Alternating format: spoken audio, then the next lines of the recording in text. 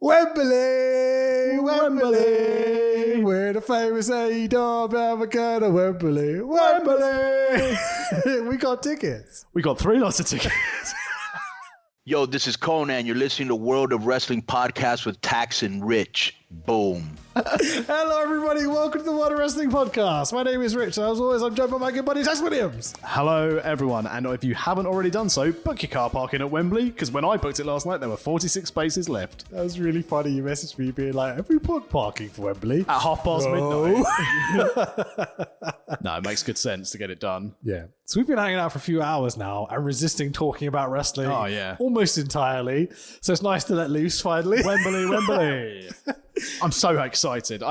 We first bought our tickets. So I don't know, if you're listening to this, you probably know that AEW is coming to Wembley. It's very exciting. And you probably were in the pre-sale queue for Ticketmaster and realised what an absolute shit show Ticketmaster is. Such a disaster. But we got our first set of tickets, which were like the £27 nosebleeds. And we're like, oh yeah, going. I remember going to my wife and I was like, got tickets. She's like, oh, that's good. I was like, it's not really. It's not really good. And then messaging me like, yeah, I'm so happy. Like, because we're both feeling the same thing. Yeah. We're trying to be positive. It's like, oh, at least we're going. Yeah, exactly. And then with the whole, maybe it'll be like Clash and we'll have the cheap seats and we'll actually get front row because they move us. Yeah, sure. But then you were excellent. And then you found more tickets that day. I was like, you know what? This is actually really good. These are really good seats. And then the next day, yeah, sure. So the just to set the scene a little bit, I got to work early because I was like, I have to go to London. I have to sit in Restaurant Studios and do my job. I've got lots of work on this day. Got there about 9 a.m. Me, Dan Layton, 1 or 2 other people were there in the office, but it was me and Dan were trying to get tickets. Nice. And he's like, oh, I'm in. Like as 11 o'clock struck. And I'm sitting there for like an hour going, why am I not in? Why am I not in? Why am I not in? Every time I go through it cancels, etc., etc. So yeah, we got to that point. I was fuming. Yeah. I was so angry that I just sat there endlessly refreshing the pages, selecting all sorts of different packages. We looked at like the premium hospitality for 348 quid platinum tickets. We looked at everything we could think. We were on the verge of spending thousands on tickets just to go. You know? The fact that there was like 12 seconds left, I was like, I might just buy these 440 quid tickets anyway. You FaceTime me being like, I've got 12 seconds. Do I buy them? I'm like, we're not that rich. We can't do it. We could be if you bought our merch. WorldWrestlingPodcast.com. So how I got that second set of tickets, right?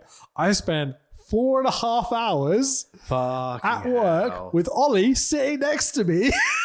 Not working, just going refresh, like proper, like full on autism. I'm getting better fucking tickets, no matter what it takes. So I ended up getting the second set of tickets. Where were they?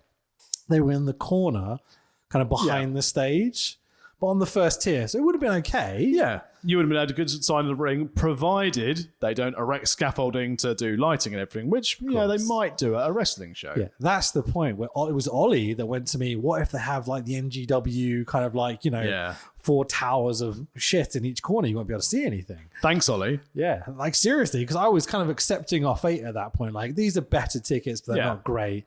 They were what, 100 quid? Yeah, £110. And we were budgeting for like, 500 quid each potentially if we had to, Because the podcast does great numbers.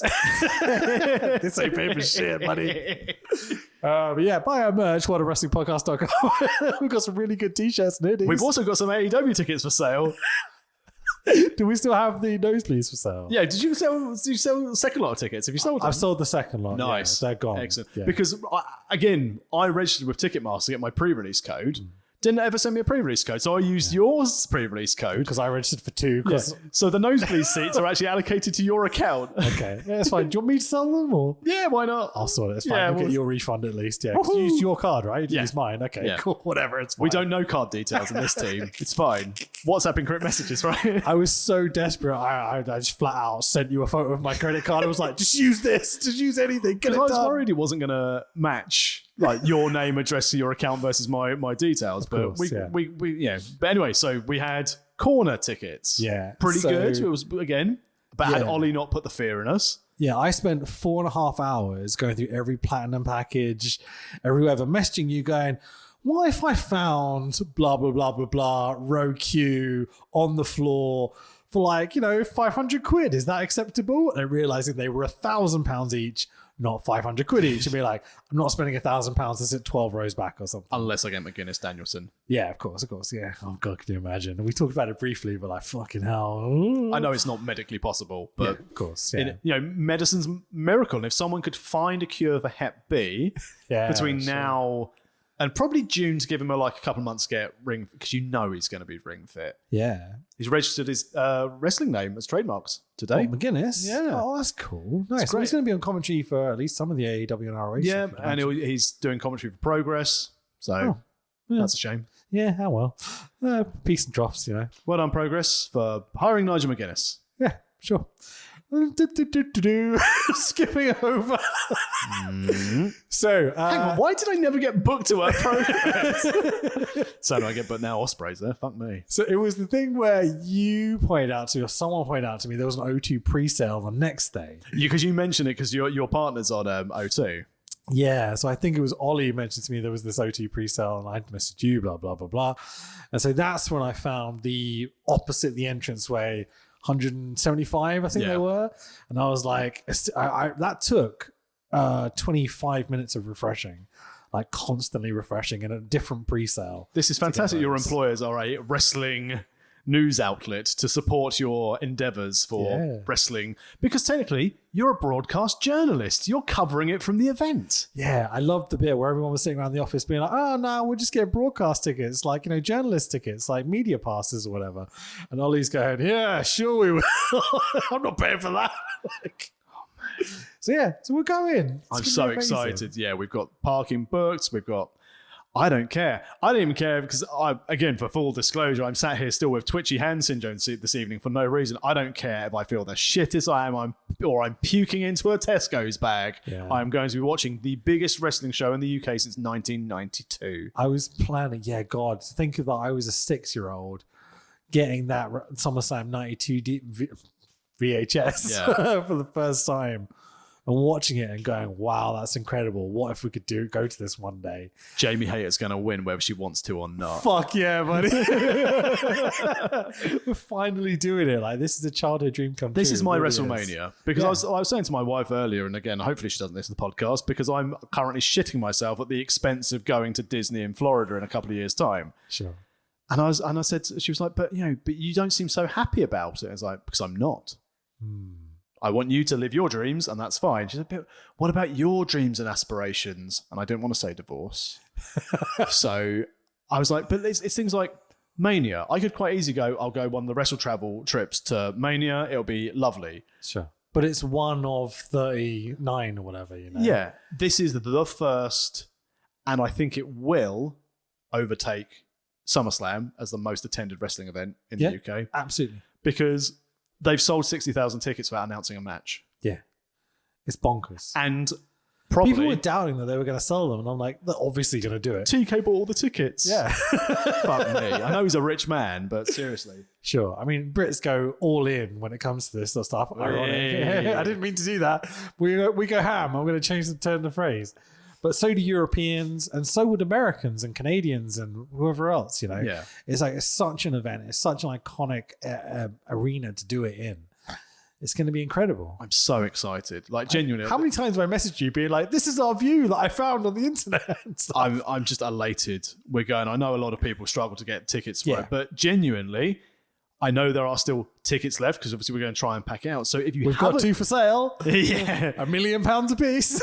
But if you are considering going, just do it, because you imagine if you attended the first All In when it was like a non-AEW show. You are part of that history. Yeah, absolutely. This is going to be, and hey, if we're going to make a thing of it, Impact are touring Australia, so let's go there. I mean, why not? Okay, so one dream match you can have that isn't Bryan Danielson and Nigel McGuinness that we've already talked about. Melina versus Alicia Fox. Lovely. Greatest match of all time. I still think they should slow build Elite versus BCC for Wembley. I think that would be ideal. This is the thing. Or give me Miro, give me Ali Black, give me Lance Hoyt in a 3-way big lad for the TNT belt or the international belt. I don't hate that. Yeah, sure. I would like that. Because, you could go, I want Omega versus Ibushi, which would also be great. I would like Omega Okada. That would be good. Sure. But, I mean, I'm not even fussed about having Punk. I just think... Yeah, I don't care about having CM Punk there, to be honest. I know I said it before. Tony Khan should just not use him. Yeah, I agree. Because it would give him the magnitude. And, I like CM Punk, the character. I think he's a horrible person. Seems to be, yeah. But you've probably got to be quite horrible to be a multimillionaire. Yeah. To shit on your friends and stuff like that. Yeah. That's why we're multimillionaires and we should. Totally. That's why we should be dining out on Tesco's pizza. But yeah, I don't know. I mean, I think having, I know we've seen it before, but having maybe Pac versus Moxley in Wembley, that'd be good. I think it'd be quite good as a match. Yeah, because uber babyface British guy, crowd's going to go crazy for him against your top heel at the moment. Yeah. Or just for the sake of how interesting it would be, Claudio versus Mally Black. Sure. How does MJF factor into this as the champion? Because you got to imagine he would hold on to the belt. Yeah, he'll definitely be champion at Wembley. But Omega? I wonder if they'll undercard him and have Pac against him. Yeah, do you want to undercard the belt? I was thinking that maybe MJF opens the show if you've got like a big emotional like Ibushi Omega in the final, or Okada Omega or something crazy, Yeah, I mean, I just can't picture how you're going to crowbar a main event into Wembley with MJF. Yeah. Isn't that weird though, that the guy who we all love, who's maybe the best talker in wrestling history almost to some people. Wait, who's the Dominic champion? Mysterio's in AEW? Honestly, love it. Nothing wrong with that whatsoever. But I wonder if they'll go Punk MJF for the main though. I would love that to happen. I think that'd be a and really Punk good story. puts him over. Yeah. But he won't. Yeah. I wouldn't do it in the main because I think you need either a British guy or a super babyface. I think the crowd will be split for MJF Punk. Yeah. Interesting. What was the other thing I was going to say? Oh shit, it's just left my mind. I can't think. Anyway. Get Davey Boy Jr. in there. Seriously, he's not under contract. I was thinking legit bring Brett across. Oh, yeah. Yeah. Imagine the babyface part for Brett in Wembley. Man, imagine it. But and genuinely, I say this without jokes. I've seen all the people I grew up watching. I've seen Shawn Michaels in the ring. I've seen The Undertaker. I've seen Kurt Angle. I have never got to, but I'm going to get the opportunity to see Jeff Jarrett. Yeah, absolutely. I cannot wait. Yeah. Everyone's like, I can't wait to hear like Orange Cassidy's themes or the Bucks themes. 90,000 people pop. It'd be incredible. Sure. Yeah, give me Satnam in the main event. So Satnam's taking Jeff Jarrett over the Bucks for the belts? I'm a Mino Young-Buck. I take it. I'd love it, man. It'd be so good. But yeah, and obviously, having Jarrett, series picks up on Mino Young-Buck is trying to set alarms. Nice. But Jericho will get involved in something because obviously he has to. Has to be. I wonder though, for ease of taking a hit, I wonder if they'll do Jericho Punk. They could do. Easy. Yeah, it's an easy top name sell if they're trying to shift tickets. But this is the thing, like once the media, it's August, it's not that far away. I still think you'll have Adam Cole and Jericho in a feud at that point. Maybe this is the payoff, but maybe Adam Cole MJF for the belt. Yeah, could be. Yeah. I mean, this is the good thing Big about face comeback against the evil dastardly heel. But even then, you look up and down the roster, it's going to be a great show regardless. I don't even need the substandard storylines. I'm going to watch 4 hours of excellent wrestling at Wembley. Yeah. And then hopefully they'll do like what WWE did after that Mania and we'll have Dynamite pre-recorded from Wembley Stadium. God, can you imagine? That'd be quite fun. I'm really interested to see like how long the pre-show goes. They better do a fantastic stage setup. Yeah. I wonder if they'll just go traditional because I know they've got like they're coming out the changing rooms as the entranceway, so it's not a long ramp. If you look at the seats they've sold low down seats behind the entrance ramp, so they can't have like a 10-story high thing because there's seats that are sold behind those, unless they just don't give a shit. They're going to do it anyway. So what I was wondering then they would do the 4 Pillars of Doom and then they'd show the big screens. I think they're going to have to. I think there's no suspension, there's no roof. You've got a retractable roof though, Wembley, haven't you? Wembley? I don't think so. I thought you could. I don't think Wembley's got anything. I'm thinking Millennium Stadium, then, aren't I? Yeah. Wembley has like a giant overarching thing, but it's got like an egg shape in the middle. As a Tottenham fan, I rarely go.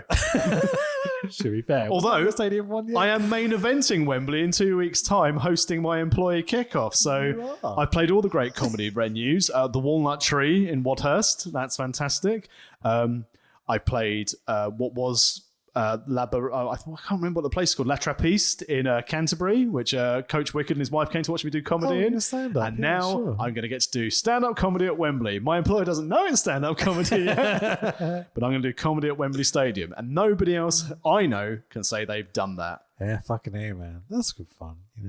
Should we get on with this week's episode? Well, yeah, because for SummerSlam 92, 5 years later, we're in the midst of the Attitude-ish era. So... It is the Attitude Era by the end of this show. Yeah. I'm very sleepy, by the way, so I'm trying not to slur my words, but apologies if I do. Can imagine this fantastic podcast. Like, we've spoken about AEW. You're very tired. I'm having a massively bad day of IBS and a twitchy hand. Sure. But again, I appreciate this is a wrestling podcast, but shall we fill the listeners with what we did before recording the podcast day? What did we do? We did. We played some Blood Bowl. Yay! Made some pizza. It was great. Your Norse team beat my space frogs from the Russian circus. With some assistance from a good teacher. No. I think it was just bad dice rolling. Yeah, dude, the amount of ones you rolled was worrying. It's those green dice. Those green dice, they're cursed, I swear. Wait a minute, it's all the dice I owed. I think I'm just a very unlucky person. But you know who wasn't unlucky? WWE, because they managed to replenish or re-show what happened at 10:01 p.m. after the show. But before we do that, so we're looking at WWE RAW for the 19th of May, 1997. Do you want to know what's happened in WCW? Go for it. I forgot this is part of the show. Yeah, sorry, go for it. So, normally I go for the match results, but here's what the pitch was. So here's what the little tagline was to get people to watch it on TNT that night. Right. Eric Bischoff keeps his eye to the sky, watching out for the mysterious Sting. Will the Stinger heed Bischoff's advice or make a power play to eliminate the brains behind the New World Order? Edge Boy Ric Flair Battle 6. So on the cards on WCW on this show. Is this pre or post Starrcade? Post, because Starrcade's December. Right, cool. And if my piss poor internet would like to work, from memory, I'm pretty sure it was William Regal defending the TV title against Prince Iaukea, Mashiro Chono defeating Dave Taylor. Nice. A lot of fun, yeah. Oh, man. You like that style? I'm just going to hold my phone near the window. It's all right. Because it's not loading up the page ahead with the results on. Because, I could turn on the Wi-Fi gadget, but why bother? Do you want me to set up a hotspot for you? No, it's fine. But basically, like the whole WCW show, no one from the NWO was on it. So it's purely, we're still at Stings in the rafters, not coming down. So that's what we're offering at the moment. Hogan wasn't on the show, Nash, Hall, none of the NWO were on the show. There was no match I looked at on that card and went, you know what? Scotty Riggs, he's pretty good. But no. So we're countering TV with not very much. Interesting, man. Because this is prime WCW. It's a good time period. We've covered bits and bobs of it. But it's the storyline of WCW, and it's the... Yeah. It's starting to die already by the end of 97. Well, I don't know if it's starting to die. I think it's more creatively. More to the point that Nash, Hall, Hogan don't want to work Monday nights, so they'll turn up and do taped bits. They'll fly in, they'll get their appearance money, and they won't work shows. Yeah. But it's a shitty time in WCW. It's a shitty time if you're on the 3 network as well. Because this means my notes are definitely going to load. Yeah, it's all right. Tea time, man. It's fine. Dare I ask whether you checked ECW as well? Depends if the 3 network allows me to go back to my other web browser to do it, to check it. Good shit. But yeah, I said it's a really weird time in WCW because when we've covered it the last few weeks, I'm not filling for the internet to turn on, definitely not. There's been no matches where I've gone, fuck me, they're the main event players. Yeah, sure. We see the build-up, and I think this is the thing which Nitro is doing at the moment. The key stars were used on pay-per-view, and they'd be using the engine of storylines to get them there or vignettes if they weren't going to turn up. Yeah. You're relying on Prince Iaukea being the new Leif Cassidy, just turning up. Well, that's the big problem. It's all these guys that are putting in the legwork week to week and putting on these astonishing matches. never get those main event spots because guys have got creative control. It's like the classic fault with WCW, isn't it? So, Yeah. I mean, Jeff Jarrett was on this card, nice. teaming with the optimum American footballer. Which one? Mongo. Good. Okay. We only care about Kevin one Green footballer. or Mongo, you know? No. Got to penetrate from the back. In the back. In the back. This is terrible audio waiting for internet to turn on. It's fine. Oh, man. I really like WCW. It's really fun. Good logo. Lady's vagina.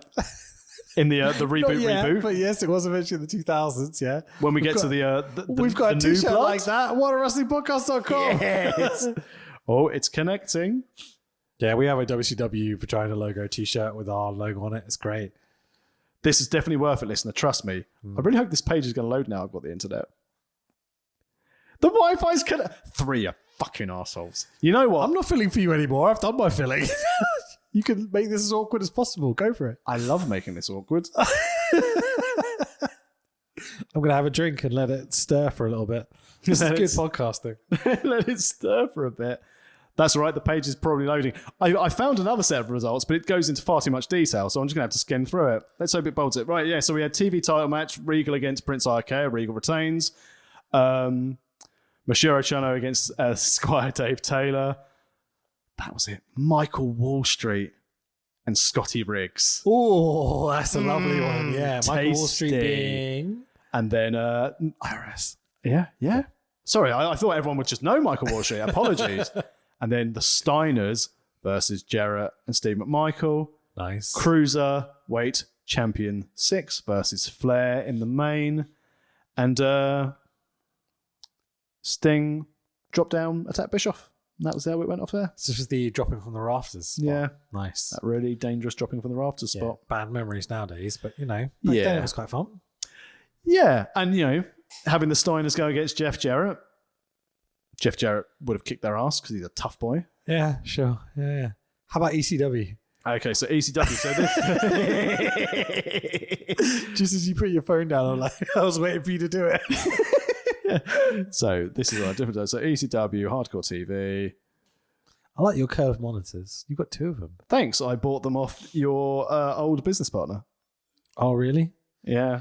So blessed to get relegated. Sorry, what? So you know they were dirt cheap because someone loves a deal. They ever pay you for doing his taxes? I've got a free music video out of it, Rich. Thank you for paying for my taxes. His taxes? No, because remember, I didn't pay for that music video. I got it for free, Yeah, cool. which you did all the work on. Oh, I'm fine with that. So thanks for that. Oh, we did some as well. ECW notes are not loading. So this we might just go, if it comes up, we'll go to it. EC Dub, got my spot in. So WWF Monday Night Raw is War, That's the most 210. awkward 7 minutes of recording I think we've ever done. I'm not cutting it. From the 19th of May, 1997, from the Mobile Civic Center in Mobile, Alabama. I do love going to Mobile, Alabama. Mobile, Alabama, goddamn. The attendance is 6,205. Do you have the same number as me? Because sometimes you have a different one. I don't have a number at all this week. I've become highly unprepared. Good It's almost shit. like I watched the episode this morning. Don't worry, I did too. It's fine. It's been a busy few weeks. So USA Network, we obviously watched it on the network. TV ratings are 3.1, whatever the fuck that means. Commentary for the first half is by Jim Ross and Jerry Lawler. We'll get to the second half later. It's annoying though that they're stealing Nitro, having hour 1, hour 2, so they've picked it up. Sure. So if you listen to our NWO series, we commented that the commentary team was different from hour 1 to hour 2, and they'd had 2 lots of pyro. We've started adopting that now for Monday Night Raw. Sure. So the second hour has Vince on commentary as well. Just a spoiler. Yeah. Because, thank God. Because better this week for Lawler and JR. Getting there. Yeah. The last few weeks have been pretty bad when it's just those two. Lawler being let loose and kind of being on fire for this episode was quite fun. Lawler during the Goldust segment was uncomfortable. During the Bob Holly match, really funny. But ruined with Dakota. Yeah, we'll get to it. Fucking hell. So, open with a last week on Raw package. Brett's got a big surprise. He's not that great. Massive super soaker. Lots of that in this week's episode. Brett was in a wheelchair, face to chest with Shawn Michaels. Time ran out as Brett was talking. So we go to the after package, blah, blah, blah. Shawn super kicks Brett in the wheelchair. Great spot. Shawn does cat and mouse with the Heart Foundation afterwards. Very, very funny. Really shit, though. Really shit escape. I love the bit where Pillman actually catches him and doesn't let go. Yeah. And then the other guys get him as well. I don't hate it, but whatever. But it's really awkward when he's doing the cat and mouse bit, like, wait, which way am I going to go? And the super kick spot, I know we spoke about it briefly in the last episode, but how the wheelchair just slowly tips back. We've all been there when that chair's going and you know it's going and you can't do anything about it. But Brett, the consummate pro, tucked the chin, protected his head. Well done, Brett. It's one of the best visuals, like in this narrative at least. You know, it's really, but hang on. great. Shawn Michaels is the face, but he's just super kicked a man in a wheelchair. Yeah, but he stood up. So did Jesus. I don't know where that And came from. I have a good authority in Mobile, Alabama. Jesus is not a heel. Yeah, not in Mobile, Alabama, that's for sure. Oh my goodness. So far we've upset a few people. Let's keep calling going. it mobile. Bulldog does a press slam Shawn off the stage, but Austin out for the save. It's important to set up because it leads into this week's episode. Brett will reveal his big surprise tonight.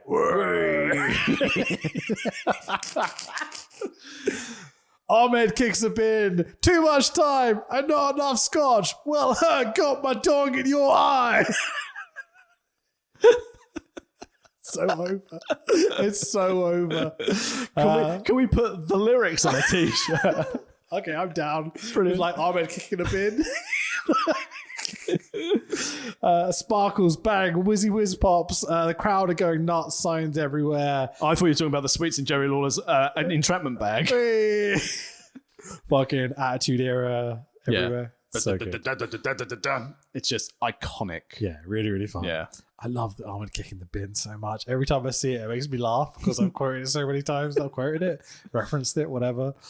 Yeah, I'm still convinced it's not Shawn in the ring in the intro section. It's definitely Triple H pretending to be Shawn. Yeah, definitely. 100%. So why doesn't they have the Austin glass smash yet? It's kind of like a Jim Johnson's just hit a snare. Yeah, it's really weird. Like, and maybe they get to it at 98 because there's no impact. There's no Austin pop. Like, they love Austin. Don't get me wrong. Because we've got the glass shattered was at Mania 13, wasn't it? He walked out for Brett. And there is glass smash at the beginning of his entrance, it's just not it's so quiet. obvious. Yeah, it's like... Well, he's not angry enough yet. He's just like, oh shit, I've just knocked over a wine glass. Yeah, but that is a positive change that they made. Yeah. Well, it's character character development, isn't it, for the intro? Sure. Speaking of which, how do you feel about the Seth Rollins? Whoa. Really annoying. Thank God someone else has said it. I detest it so much. I love it when people sing along to part of an entrance thing. Like Puerto Rico smashed Cody's entrance theme out of the park this weekend and did the whoa twice, how it should be done. I fell asleep, so I still haven't watched it, but I imagine it was amazing. But the intro, both on SmackDown and on Backlash, really good. But it sounds like me after I've eaten something I'm not supposed to anymore, and I'm lying on my bathroom floor going, So I have to mute it. I can't watch matches with the fans singing that in the background. It just annoys me that much. It's like it's so annoyingly frustrating and catchy, but not like in a positive way. And the thing that I find the most frustrating is the kind of the song starts, it does its whole thing, then it does the whoa, burn it down. Everyone's still going whoa, like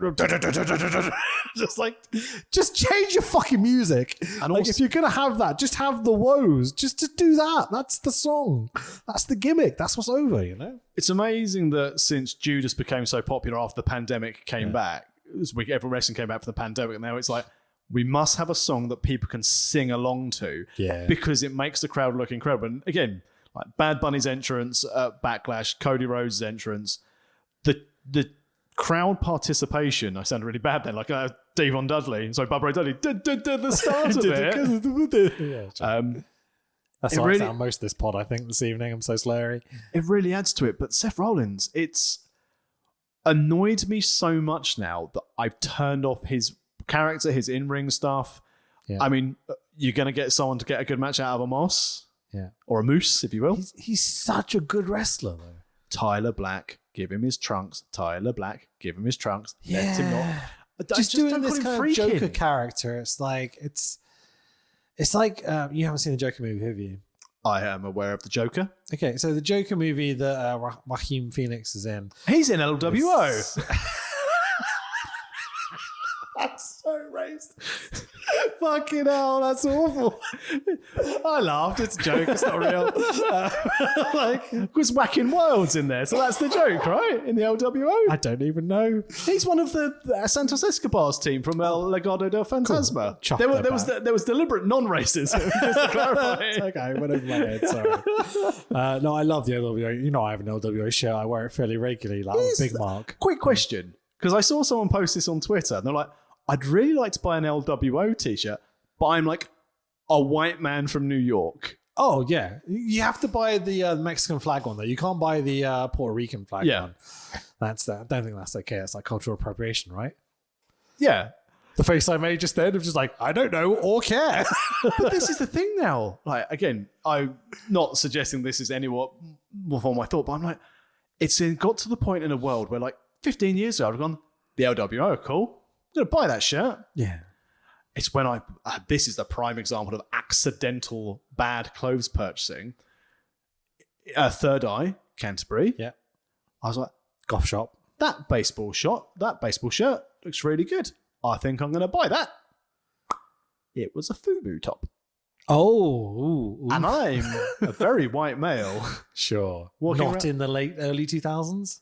It was in the early 2000s, yeah. Oh, okay. I thought you meant like last week. No.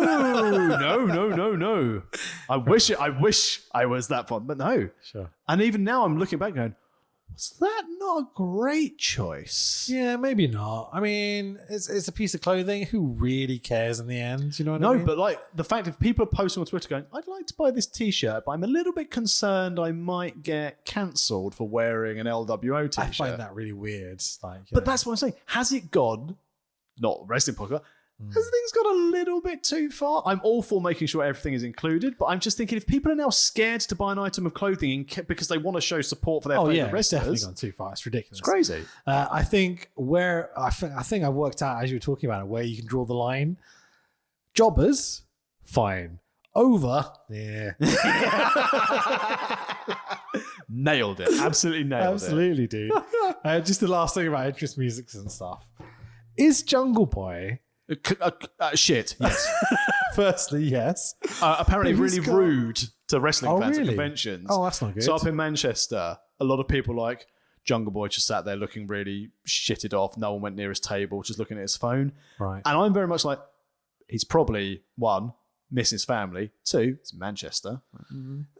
Fair enough, yeah, sure. And three, he's like, why would people want to go and speak to FTR? No one's going to have a photograph of Jungle Boy. Of course he's going to be fucked off. Yeah, of course. People want to talk about Adam Cole. He's got one of the most over gimmicks in wrestling right now. No, he's got an over entrance theme. Yeah, but he's the only person that doesn't do it. Yeah. The Public Enemy hands in the air thing. Everyone in these AEW crowds is doing it as they're doing the fucking terrible song. What's that? The Baltimore song? What's it called? Jungle is massive. Whoop, whoop. General Levy. That would be a fucking sick entrance song. Jungle is massive. Anyway. Yeah, but he doesn't even do his own fucking gimmick. He looks annoyed that he has to do the hands in the air Do you thing. know I'm why? Like, it's over, dickhead. Do it. Probably because he's like, dating Anna Jay. I need to look cool now. Nah. You're a wrestler. You don't need to look cool. Anyway. Hey, I made a living out of... No, shit. I just deleted like all my notes. That's okay. Not much happened in this show. Here we go.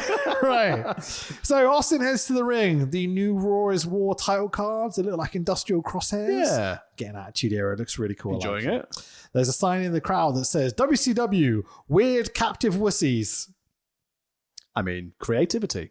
Wordplay. I enjoyed. Captive? Well, they've got a higher audience, so yeah, captive. Austin doesn't give a crap about Shawn Michaels. He just wanted to fight the Hart Foundation. Lovely shouty promo by Austin. The crowd absolutely adore him. Yeah, Jim Ross straight away in the ring. So opening with a promo, so it's good to see that things don't change 26 years later. Absolutely, yeah. Effective at this point. For sure. Yeah, perfect. And it sets Needed it. it sets the story for your evening of entertainment. It sets the scene. So I'm not opposed to it. 100%. Sean walks down to the ring.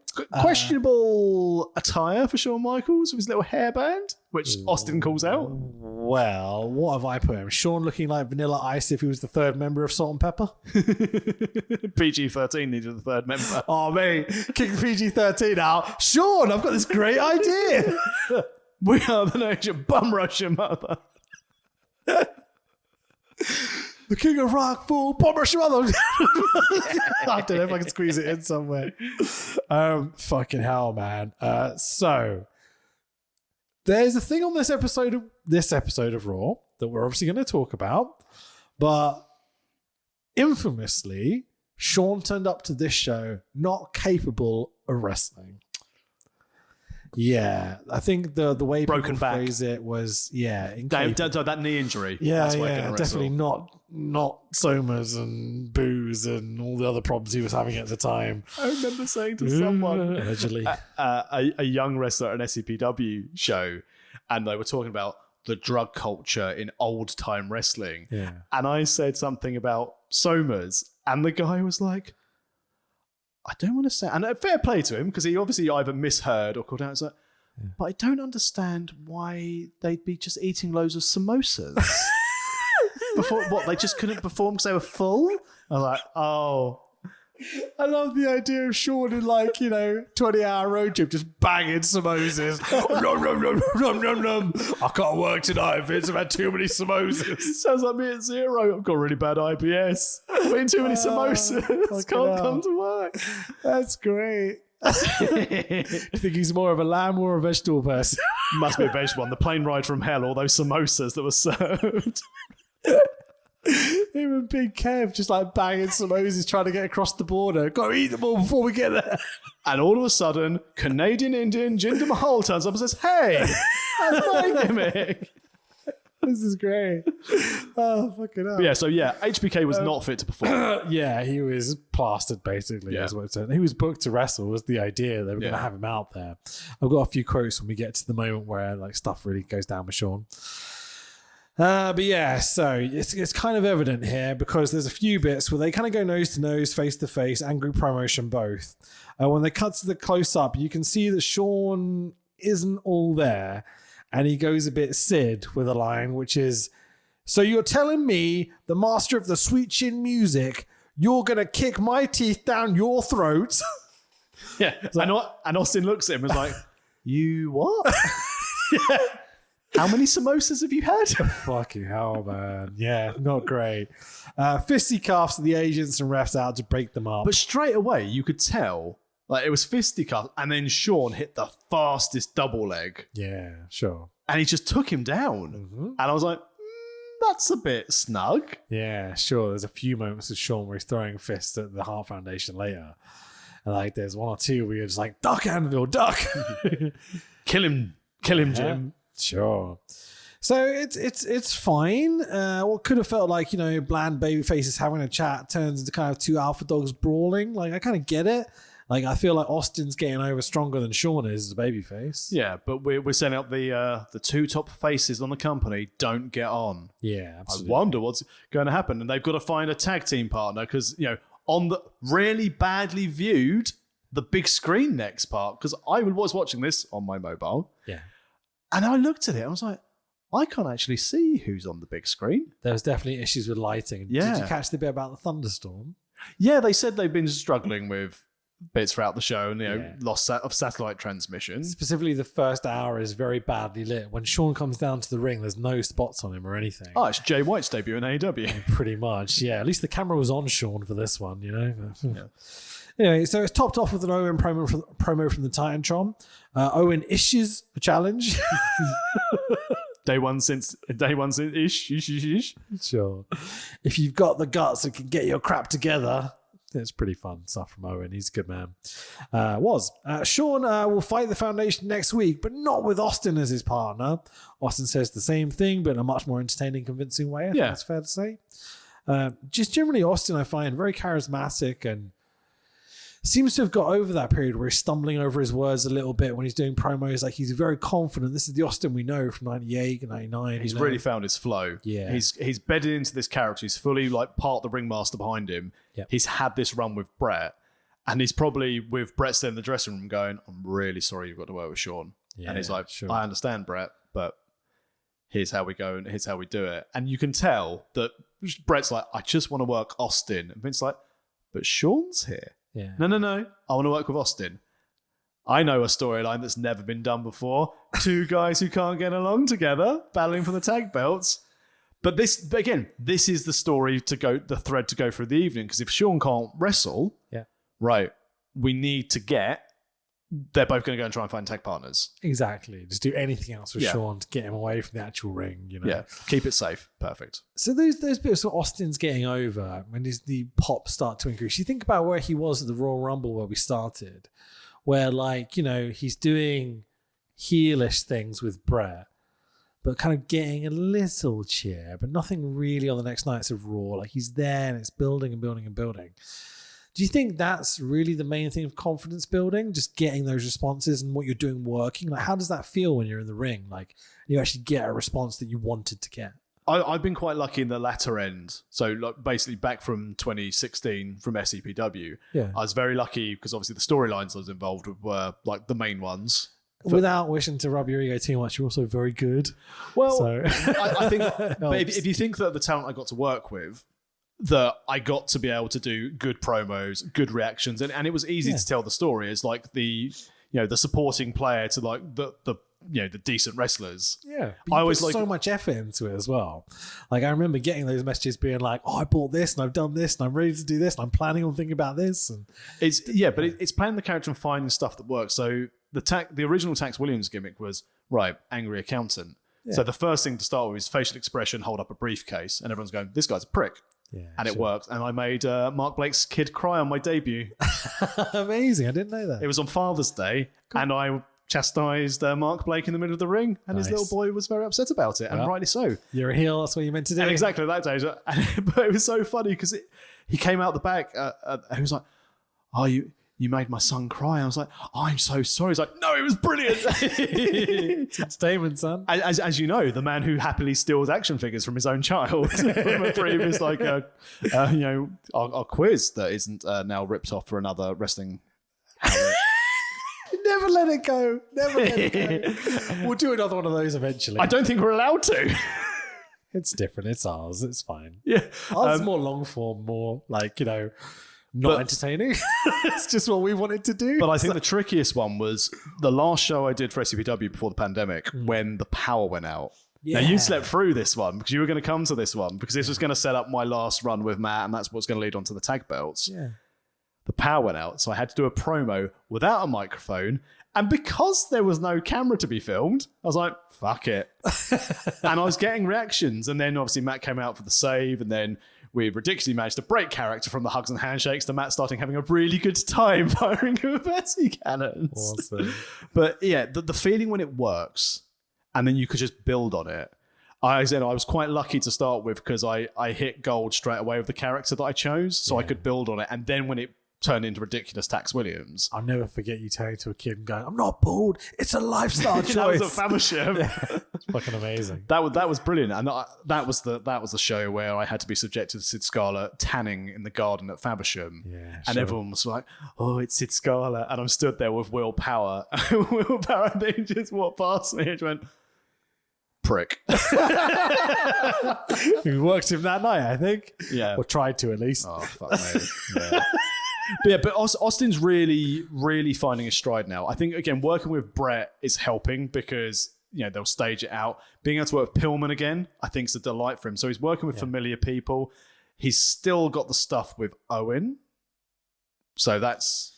At any point, you could just get that on the back burner up again. It'd be so great. But they're working very friendly. I love Owen's promos around Brett at this point. Yeah. My loving brother Brett and all this sort of shit. It's so funny. My lovable little brother Owen. Yeah. Those two and my brother-in-law, Davey Boy Smith. And Brian Pillman is also here. So cracking the opening segment, even though it kind of fell off the cuff. There was certainly crack in the opening segment. Yeah, right? sure. It felt off the cuff. It felt impromptu. It felt dramatic. If a bit, it probably was because Sean isn't reliable. But this was Russo TV by numbers, wasn't it? This was the Jerry Springer style TV. Yeah, have two guys out there shout at each other, have them brawl, have the agents go break it up. It couldn't be simple. Perfect. But it worked. JR and King put over tonight's show. The Undertaker will be here, who, by the way, is the World Heavyweight Champion that we've just completely negated for weeks almost at this point, it feels like. Well, we had the thing where it was going to be the number one contender announced and they ran out of time, went off the air. Yeah. But the main thing after this segment was like, and we've got a King of the Ring qualifier. It's Crush versus Vader, but it's not Vader. That was so funny. And they were stalling for it like it's Why say it's Crush versus Vader and then immediately go, but it's not going to be Vader? And then show the match graphic. Yeah. But yeah, it's Crush versus, but not Vader. But surely, so Vader has his nose broken as the gimmick, but surely that was last week. Yeah. So they've had a week to change the graphic. But Vader's not been medically cleared. So weird, man.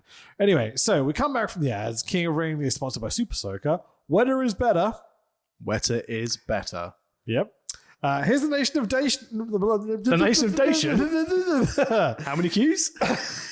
Here's the Nation of Domination in the rang. I can't talk anymore. In the rang with Sans White Boy Rappers.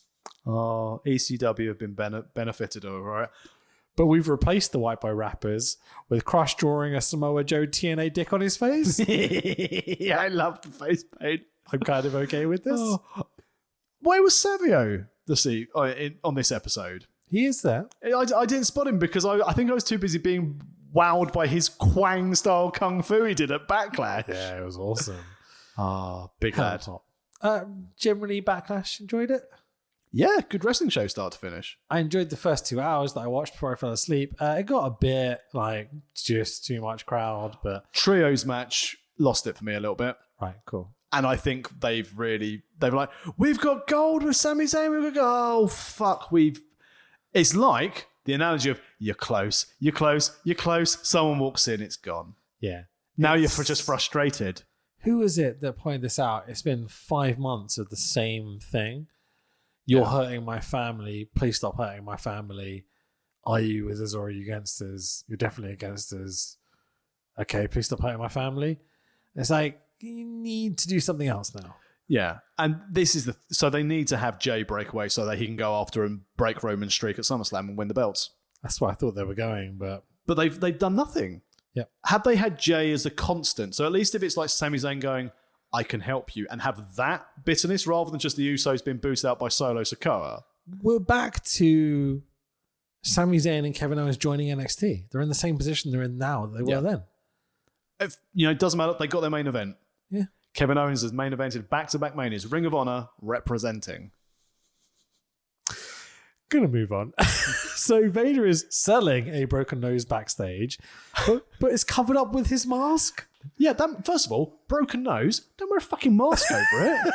And second of all, is he some kind of like Minotaur? And here's Vader. He's got a broken nose, broken by Ken Shamrock, and Vader just goes... And that's it.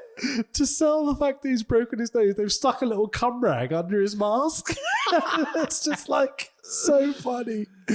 The little kind of like tuft as well. The was just like, what the fuck is going on in this episode already? What's happened is I've flown in to Mobile, Alabama. Mm-hmm. And I've been told my role for this evening is I'm going to have a cum rag put on my face and I've got to put a mask on. Pretty much. I don't get to wrestle Crush. Oh, thank fuck for that. Got an injury. Don't know who to replace it with. Triple H! But at least they gave a storyline reasoning why he's been picked. What was the storyline? Oh, they did do this. So they explain it by having Jerry Briscoe come on the pre-tape or whatever and explain. Now, Jerry goes, Triple H... won last week, but not in the fashion that we had to win. Is that the story? Though he's got a second chance because the referee did not explain that he could be eliminated through disqualification. Jesus Christ. So to stop him suing them because the referee didn't do his job properly, Triple H is being given a second chance to fill in for Vader in this match. Jack Tunney not doing his job anymore. We've had to get rid of him. Got Gorilla in. Gorilla's like, what's the blah, blah, blah. He's not Pat Patterson. I know, sorry. He doesn't care. He's barely on screen. Cauliflower. He's only there when they need him every 6 months. Oh, Pat Patterson, those cauliflowers in Legends House. Fuck me. Fucking A. Oh, where he's cooking them for like 6 hours and no one eats them. And yeah, sure. Then Piper disappears down the street for reality TV dramatization. Yeah, fucking A. So our opening contest is King of the Ring 1997 first round match of Triple H, Hunter S. Helmsley with China versus Crush. For China. My Bloodhound Gang tribute to her. Yeah, sure. So we're Crush with Clarence Mason, D'Lo Brown, and Savio Vega. Here's it. Clarence Mason getting a paycheck. Yeah, we've got to replace the PG-13 with someone. Yeah, he's bum rushing everyone's mothers. Bum rush your mother. I'm still going to get it in. Not a deliberate. This may sound like a really bad transition. Yeah. But every time I see, they'll be saying like Clarence Mason, I think of horrible little managers, and I go through Harvey Whipple, and I go to modern day Stokely Hathaway. Yeah. Did you see the final deletion, the firm deletion match? I haven't watched it yet. It's on my agenda of stuff to watch, but I won't spoil it then. But fuck me, Stokely. Yeah, that good, huh? Fucking brilliant. It feels like he came in with a big, like, oh, we know what this guy's capable of. Then he kind of got caught off at the knees, having to be a bit serious and a bit of a heel. And then there's been 1 or 2 moments recently where I've been like, oh, there's the person I remember from that indie we're not allowed to talk about anymore. But like, you know. When like his match with Hook was hilarious. And that, you know, we get so good. So, and I love Stokely. He is what a modern manager, and shows the value of a manager. Yeah. Because people want to see them get beat up. And the value of variation in wrestling. 100%. I don't want constant 5-star matches. Give me silly, give me funny, give me entertaining. I want everything there. Watch the full version on Bleacher Report. Don't watch the TV edited version. So watch the full one. Watch the full one, all 21 minutes of it. We'll do. I'll pause a Rampage when I get to it, and I'll watch the proper one and come back, you know. So JR tries to explain that China getting involved last week would have stopped Triple H entering the tournament or something. So this is but the referee didn't explain the disqualification. Right. So they got disqualified last week because of China's involvement, and he complained because the referee didn't do his job properly and explained that China getting disqualified would mean he'd be eliminated from King of the Ring. Cool. So the match is what it is. 3.5 minutes. Crush doing Undertaker's opening spot when Undertaker's the World Heavyweight Champion. What the fuck? Bum rushing his mother. What are you doing? Oh, him and Crush are boys, so it's fine. Yeah, that's why I thought it was even more weird. He's probably gone, hey, I'm not working tonight. I've got to do a promo. And later they'll put like a little picture of me where they photo impose the belt on me really badly. Just do my moves for me so people know who I am. By the way, while you're here, okay, Crush, you can do my move, but I'm allowed to draw whatever I want on your face. You're all right, mate. So many samosas backstage, and that's what they went off and did. That's great. Crush does a spinny backbreaker and fires up like a baby face. Come on, let's go! He's a fucking heel. And all of a sudden he rips out to bring out his Hawaiian colour. Only one shiny though, Crush. Shout at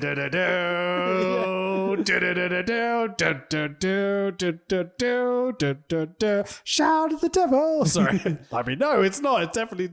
Crush only got one shiny. Luna got 2. Do you want to talk about that? Because you have a complete Merlin sticker book from 92, 93. We we had a look at that beforehand, going down memory lane of, you know, Lex Luger as the main first page babyface. Yeah. The incredible tag team of Timothy Well and Stephen Dunn. Well done.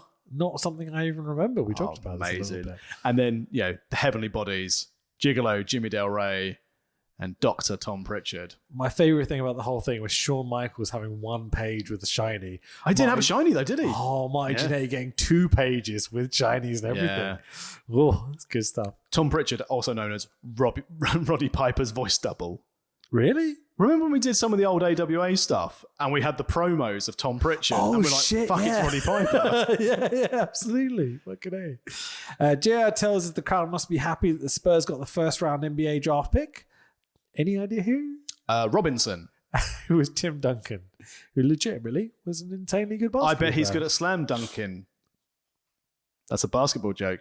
I know sports. Just let it breathe. Let it breathe. Triple H doing all he can to make this crowd care about this heel versus heel match. Crush is there. Who can... there's this kind of who can distract the ref better spot between the two heels. Yeah. I like that when it's a heel versus heel match. They try and out-heel each other. It's not HBK versus the model, though, is it? Yeah, of course. But I wish they just do more of this. Why not do this from the beginning? Why are you doing babyface pops and then doing the heel stuff? Like, just do heel stuff. It'd be really funny. You'd be really creative. Whatever. Can't have diversity in wrestling. Yeah, apparently not. Which is why the Nation have got a problem. There's a lot of that tonight. Oh, so much. The Undertaker's promo is fucking amazing. So Savio accidentally kicks Crush in the head, and Triple H for the pin for the 1, 2, 3, and the winner and advancing into King of the Ring is Triple H. Oh yeah, finally the curtain call is being repaid. Yeah, first signs of trouble in the Nation. Of domination. Post-match, Savio and Crush start to shove each other, and Ahmed has to come out to play Peacemaker. Interesting. Farouk? I said Ahmed. I wrote Ahmed. I meant Farouk. He's too busy struggling. Who's the racist now, Tax Williams?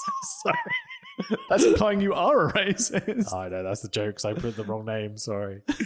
That's just me being tired. No, that's because Ahmed could lead the Nation if he wanted to. Anyone could lead the Nation if they wanted to. I don't know where this is going. Rocky Maivia might want to lead the Nation one day. Oh, you never know. The Godfather could do it. It would be fine. Those opinions don't. So next up is a non-title match of the Intercontinental, I think, and Tag and Slammy Award-winning Owen Hart. Yep. Yeah, anything else? He's IC Tag Slammy.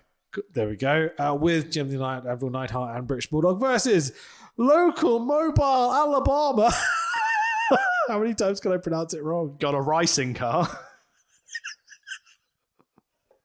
Rastingo car. Bob Holly. Bob Holy. Jesus, he loves Bob Holy.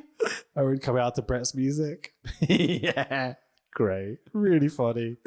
Foundation are dripping in gold. There's 3 or 4 moments where they come out. When you say they're dripping in gold, Owen Hart is dripping in gold. Yeah. Bulldog's the Euro champion. But there's a few moments when they come out, even with Brett later, and they all lift the stuff at the same time with the entranceway.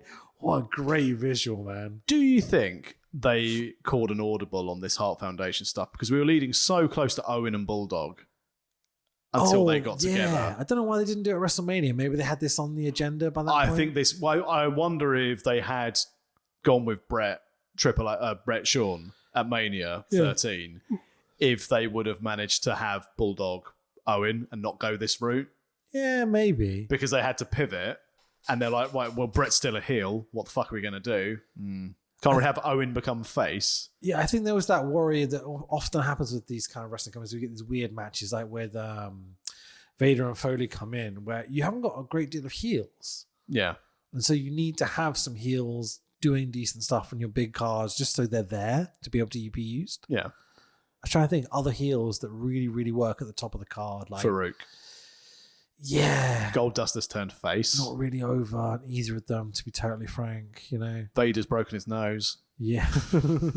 His cum rag just keep getting in the way. And Vagina's just not fighting them in yet. Vagina. That's really funny. Picture in picture. We're from Mobile, Alabama. Oh, you're doing all this with the people from Mobile, Alabama? So is Bob Holly. So that makes us tough. Logic. I mean, Russo booking. We just interviewed 2 random Alabamians. Apparently this is what they're called. Lana used to be from Russia, so she's fucking a war criminal. I mean, logistically, in terms of wrestling. So then we cut to a backstage pre-tape of Lawler interviewing some slack-jawed locals. If you don't... Lawler's line here is one of like 10 where he's absolutely knocking it out the park on this show. If you get a divorce from your wife, will she still be your sister? Yes. Great line. So here's receding hairline Bob Holly. At least he's wearing purple and Chinese gear. This was during the race car gimmick as well, where they were paying him to be an IndyCar racer as well at weekends. Was he actually doing that? He was doing car race. So they had a WWF sponsored car, and Bob Holly was driving it around. And Vince's long-term plan was to have him be like a multi-sport athlete to go and do NASCAR and stuff. Oh shit! I had no idea he actually did racing like that. I thought he just did it prior to it, like a lot of like sports. No, guys. so that was Vince's idea. So some of the like the WWF like rally car. Or NASCAR as well was actually a legit thing. No shit. Awesome. Bulldog and Anvil stand at the top of the ramp. Big boys. Why aren't they at ringside? Too busy lifting weights, eating samosas. Yeah. I mean, they do a banging those samosas out of the park, couldn't they? Lawler on Bob Holly. He was a big flop in racing because he kept making pit stops to ask for directions. If you buy a car in Alabama, it comes with a sticker on the mirror that says, objects in their mirror are dumber than they appear. Last one. These people think the Gaza Strip is a topless club. We've literally all been there. The last one's really good. I told that to my missus and she actually popped. I was like, yeah, that's great. Bob, oh God. So on this show, for some fucking reason, every time they go for the 10 punches in the corner, they don't do 10 punches.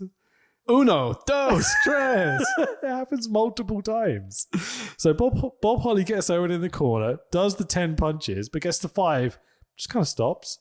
So the hard crowd work. Going, 1, 2, 3, 4, 5. And that kills the heat for the rest of the match. Well, it's from Alabama. He can't count above 5. Holly selling on the outside. Lawler stands up and points at him and goes, look at him. It's really funny. I don't know why Lawler was so good on this show. I've hated him previous weeks. Yeah, I mean, he had ammo. And he also had a storyline to continue. When Lawler's got a storyline, he's more interested because we get to the ECW bits a bit later. Sure. Yeah, absolutely. Owen goes for the sharpshooter. Bob Holly catches Owen with the inside cradle for the 1-2 fuck me. Bob Holly beats Owen Hart clean. Hometown pop. Not very Vince-like. Yeah, Vince, this was probably the last time someone in their hometown was allowed to win. Feels like it. Because they realised it was a massive error. But don't worry, we'll get your heat back later, boys. Why the fuck are they having Bob Holly go over Owen Hart? Yeah, especially when there was no one out to do the distraction. Yeah. Do you think this is a rib? The Vince was like, right, you're going to bury him in 30 seconds. And Owen's like, oh yeah, Vince, sure. Puts him over. I don't know. I mean, they're trying to build a star, and it's not like Owen is impacted by losses at the moment. Yeah. But it's not like it was a convincing, oh my God, it's a big pay-per-view win. Bob Holly's the next big thing. Yeah. Looking like this as well. Yeah, no. It's not Yeah. To give Bob Holly his credit, he seemed very, very athletically gifted in this match.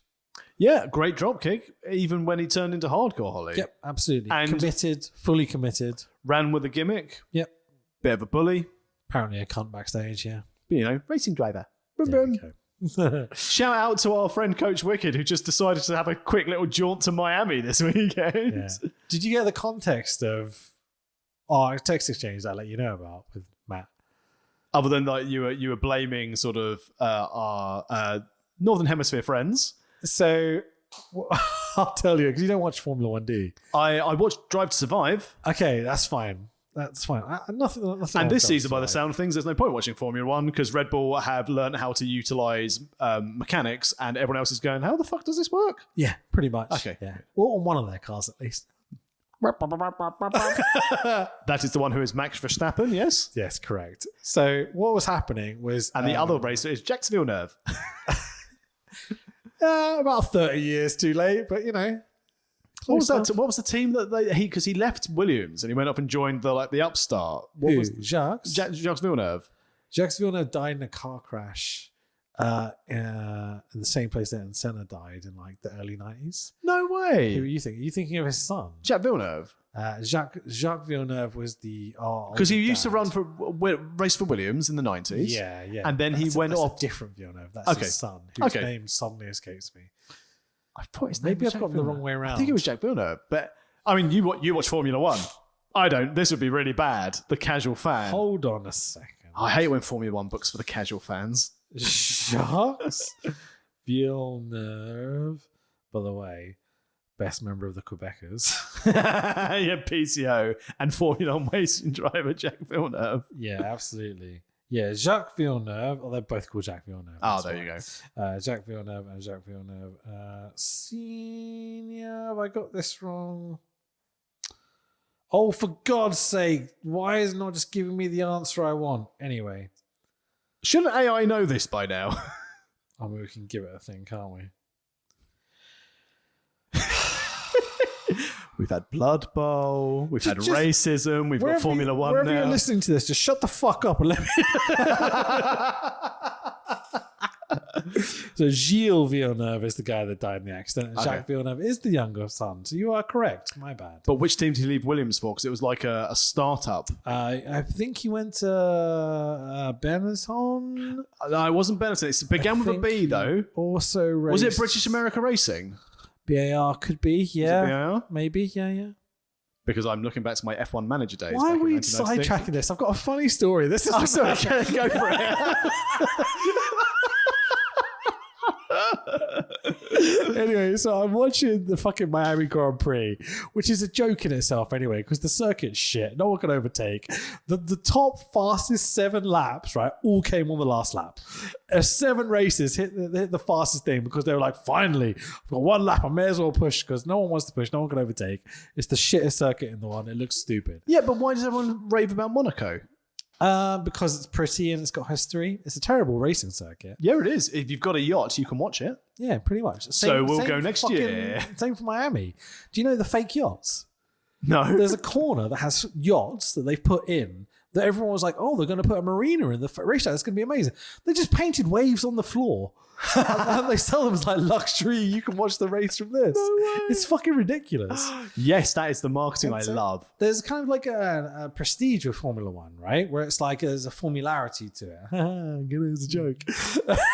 Sorry, it's terrible. But like Miami has become like a plastic, cheap, crap version of it, right? So what you do is you have... all the women there.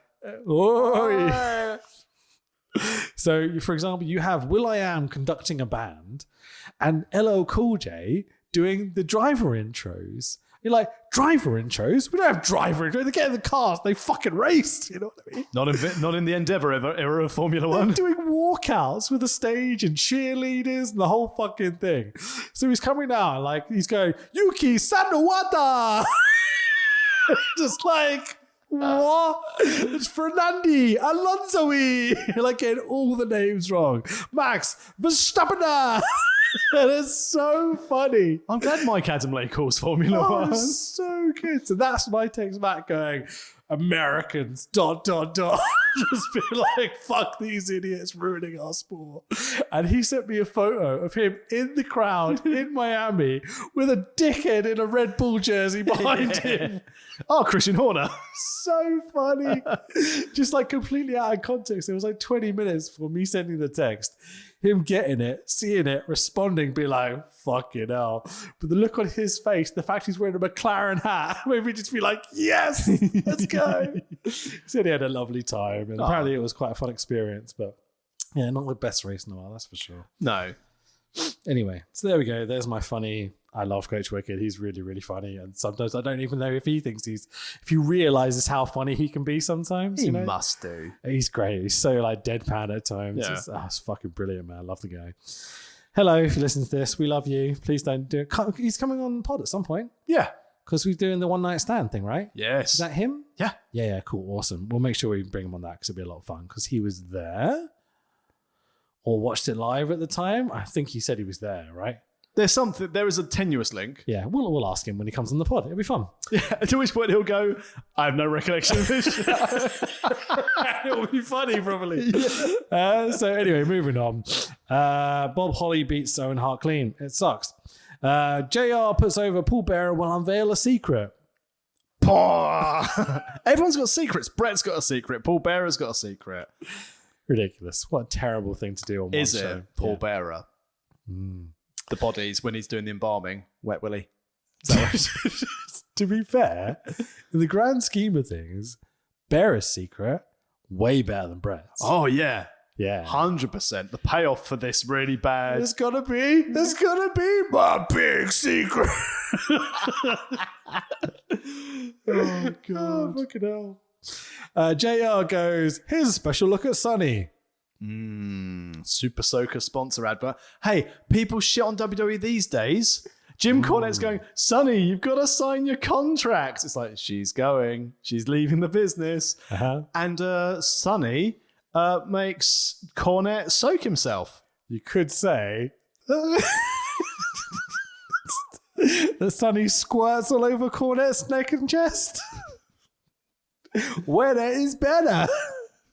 I also like the fact they really, not that good a joke, but they really got Sonny going like the pump action. Oh, yeah. And the angle, like the POV shot of Sonny wanking herself off over you. Wanking off a Super Soaker.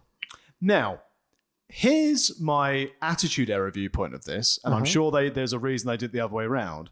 Surely it should have been Cornette soaking Sonny. Yeah, of course. But of course. Then I couldn't make a squirting joke, so... But then Cornette blew his load all over Sonny's tits. Yeah. Yeah, that's there, isn't it? It's definitely there. How would we book this? Come on, then. How would we book a Super Soaker advert? I can say it. Shut up.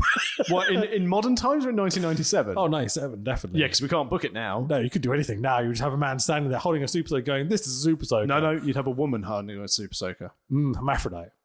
Nice. Hermaphrodite. Redneck. Can't say the word redneck. Budweiser would be in trouble and lose a lot of sponsorship, right? Holding a gun and a peace sign.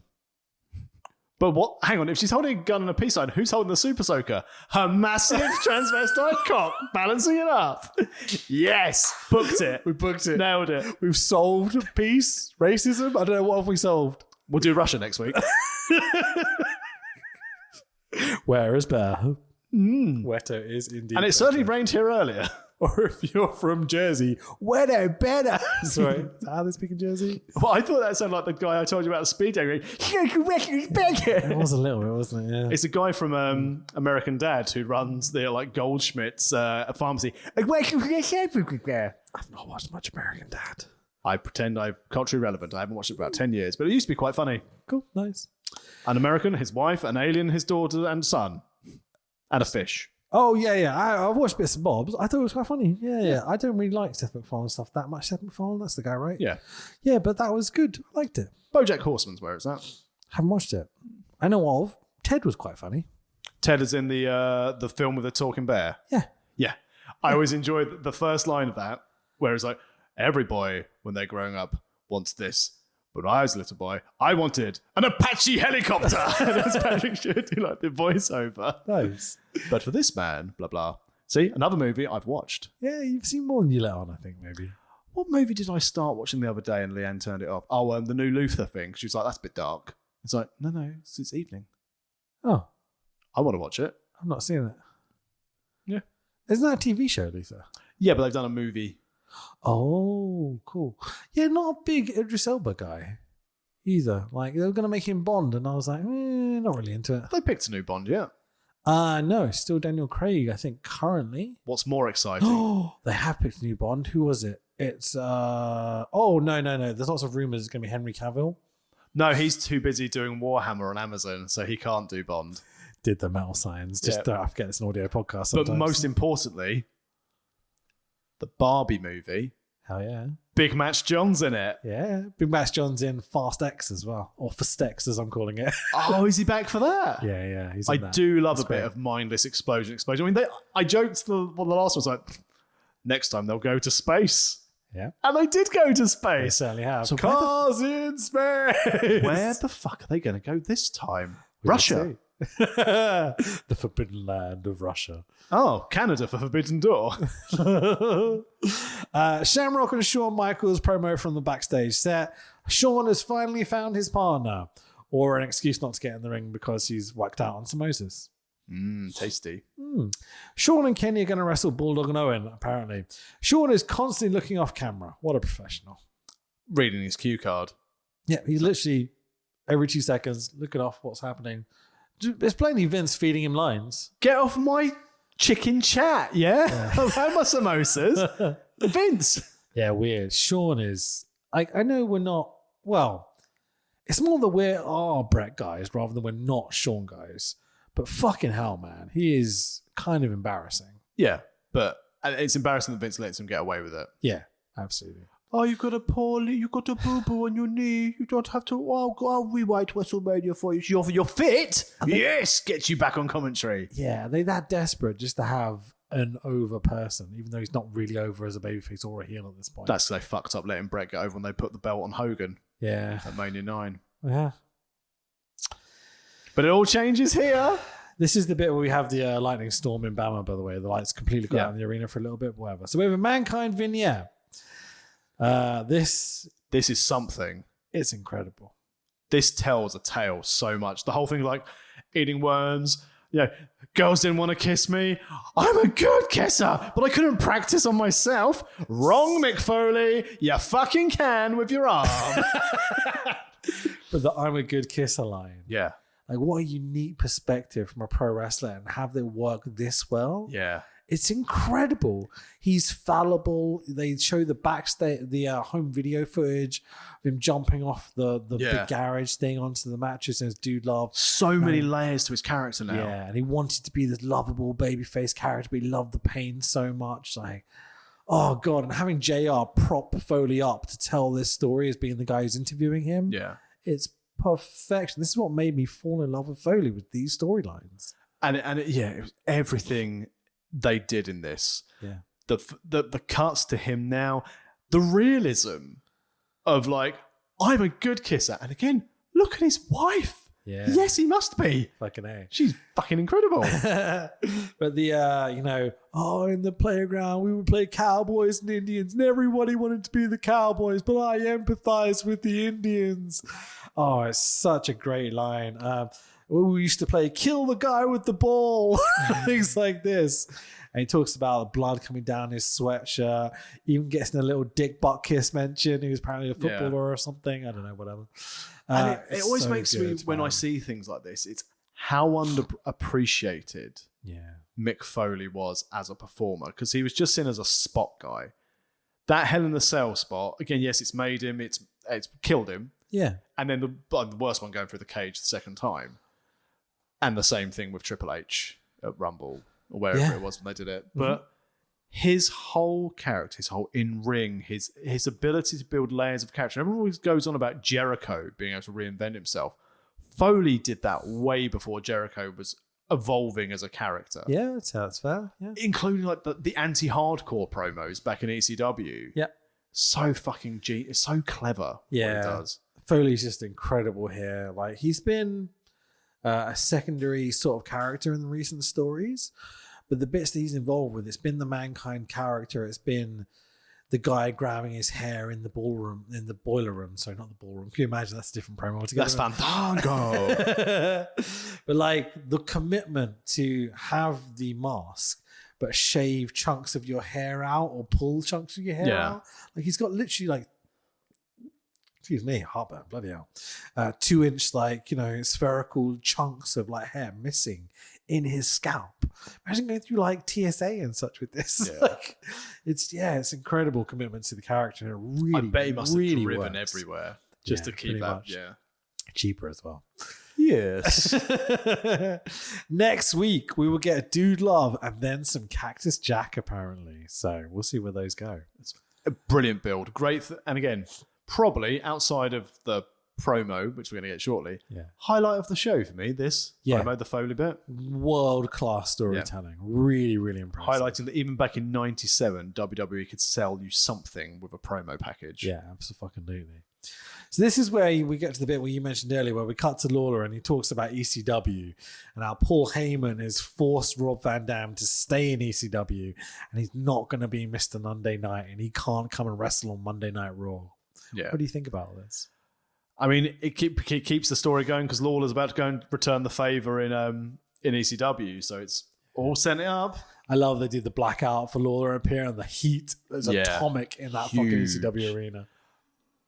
Biggest heats in ECW history, maybe? Or no, Mike Awesome when he defended the belt against Taz after he'd left. heel heat is those two moments. I think that's pretty much it. Babyface pops probably Pillman. Yeah. Because that was just like, no one thought that was going to happen. Well, and also My Terry God. Funk. Yeah, true. Absolutely, yeah. The walking down with the flaming barbed wire. Nice. That's one of my, like, you know, as a kid. Oh, God, that was a fucking moment, wasn't it? So, it's 1997. It's Raw. We've got to get our Leaf Cassidy match in. It's Al Snow versus a debuting Scott Taylor. Scotty too hot, Scott Taylor. Scott Taylor has been an enhancement talent for the last 18 months in WWE. Has he? He has. Oh, they say a couple of times this is his debut. Nope. Al Snow doesn't get an entrance. Scotty does. That's because Al Snow's a jobber. So And a prick. it's quite obvious, right, that they're trying to do something with Scotty. They're bringing him out, giving him this debut, giving him the entrance, etc., etc. So what does Al Snow do? He does fuck all. He gets himself over. Doesn't give him anything. Everything he can to get all the heat on himself and not nothing on Scotty. But they're doing Fucking this is embarrassing, man. They're doing the losing gimmick with Leif Cassidy, so he's going to go back to the Al Snow gimmick. Doesn't even let Scotty get in the ring before he's doing dives to the outside. Oh, wait a minute. Has Al Snow happened yet? No, So- not in WWF. So he's on his way. Has it happened in ECW yet, though? I think there's such a short time period between this and what I remember in '98 that I think it has to be this transitions into Al Snow. Because this will transition to the Job Squad. Not yet. It takes a few years. Like Job Squad's like 99, 2000. Yeah. I think maybe even later. Yeah, because I remember the N64 game, WrestleMania 2000. That's when you've got the Blue Meanie and people like that in there. So I guess that we're heading that direction. Takes a while. You get the whole interesting. "we want head" stuff and all the polystyrene heads and stuff, which is the only thing Al Snow's ever done that's good in my opinion. But is that so does he leave to go to ECW and then come back to bring the Al Snow gimmick with him? I would take a bet that that's already happened in ECW. Okay. At 95, 96 time period. I mean, I don't know why I'm giving this much thought or attention to Al Snow. But Please feel free to check. I'm going to go and have a look while we run through this lovely match of champions where Al Snow, as you said, did fuck all to help Scott Taylor. I thought of a way of summing it up because I couldn't be bothered to go through any of the spots or anything because they're shit. He wrestles like the worst get your shit in backyarder. He does all the illogical spots that shitty backyarders do. Like, he doesn't just do a suplex. He has to do a suplex and put them face first between his legs, you know? It's just pointless. Pretty much after this, he goes back to ECW, and that's where they do head. That is where it happens. Okay. And then he comes back interesting. 1 year later to do the hardcore stuff. So he had a 1 year deal with ECW. There you go. Cool. Yes, my brain works. Well, there'll be bits of that towards the end of like coming into September and such. We'll get some of it because we're going to cover ECW. What? Oh, yeah, true. Yeah. ECW. Scotty rolls up Al Snow for the 1, 2, 3. Who gives a fuck? No one hitting their finishes. Yep. Because Al Snow wouldn't take someone else's finish. And Al Snow had a breakdown. Yeah. Started beating up Scotty. You say that. It's very bad acting. He had a breakdown. That's why I can't act. Austin backstage searching for his partner. He walks into... This is brilliant. Fucking hell, go on. You describe it. So he goes into Sable's locker room. Jesus Christ, you've already said. It says Sable on the door. Yep, and it walks in, Sable's naked, but holding up an Austin 316 t-shirt. Yeah. Not a Mark Merrow t-shirt. No. Get out. All right, I heard you. And then he keeps like going back in. Yeah. It's like, attitude error. So he's looking for a partner. And Sable will not be it. Blatantly, they went, Sable, what you're going to do is you're going to be topless and we're going to give you this Austin 316 shirt. He's going to open it. You're going to be covered up. You know, blah, blah. They were He'll trying close to catch, the door. weren't they? Yeah. They blatantly did it. And Austin went just to see whether they could catch her again afterwards. Oh, wouldn't happen this day and age, sadly. I mean, what? Scumbag. Blah, blah. I don't know what the point of this was, but whatever. Sable's boobs. That's the point. Sable's on the TV. Sable's an attractive for the 18 to 24, 35, 39 demographic. Indeed, yeah. And it shows Austin struggling to find a partner because he's got no friends. So he's going for anyone. Sure. Including Sable. But Brock Lesnar is married to her, so she is a saint, and you would not do anything because Brock's a tough dude. Factual. Brett has arrived. Brett! The Foundation are walking backstage and colluding. It's great. Devious. They are very devious. It's almost like they're plotting a receipt. Yeah, they're very, very good at being devious backstage. Perfect heels. They've got everything they need in heel. They've got the muscle. They've got the comedy. They've got Pillman. Yeah. Anvil's also there. One of the greatest wrestlers of all time. Two of the greatest Jim wrestlers. Neidhart. Three of the greatest wrestlers of all time. Brett, Owen, Pillman? Yeah, definitely. Yeah, I'd go with that. Yeah, I don't think... I like Bulldog. I like Anvil, but they're not all-time greats. No, they are They would be supporting actor nominee at the Oscars. And they're bloody good at it. Bulldog be like, "Oh, you people! He's talking about you people!" as he points. Moo-ha-ha. Love it. So good. Get a replay of Brett and Sean wheelchair confrontation from last week. We get the Nitro second hour intro and pyro. Ahmed kicks a bin. Too much time and not enough scotch. Well, got that dog in your eye. Vince is suddenly on commentary. A wild Vince appears. Wild Vince. So yeah, full WCW. Yeah, but I like it.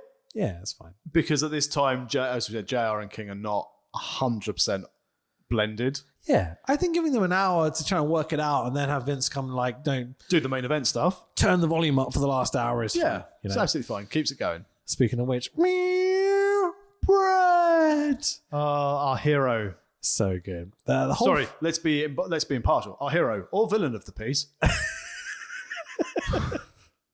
Or not the drug-riddled, egotistical, side-ordering douchebag, who we're meant to be cheering for. The whole foundation heads to the ring. Quite the sight when they lift up all the gold again. It's so good. Brett's on crutches. Now, I'm going to play some of this promo here because it's very long. Is this the bit? Hang on a second. Oh, this is exciting. Oh, it is. Okay, we'll talk through the first bit, then we'll play the important bit. Okay. Oh, yes. So here's some of Brett talking. Do me a big favor and please just shut up.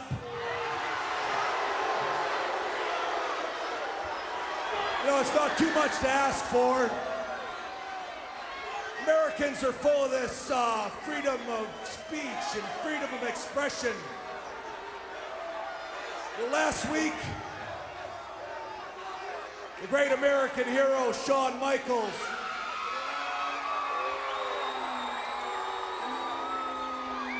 he wouldn't even allow me my right to free speech.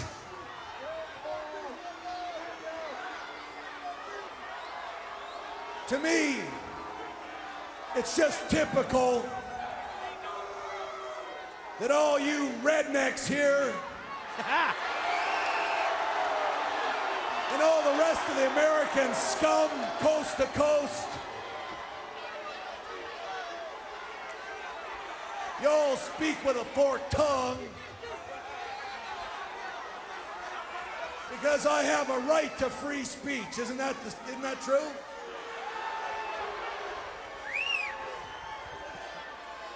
Shawn Michaels, the boy toy.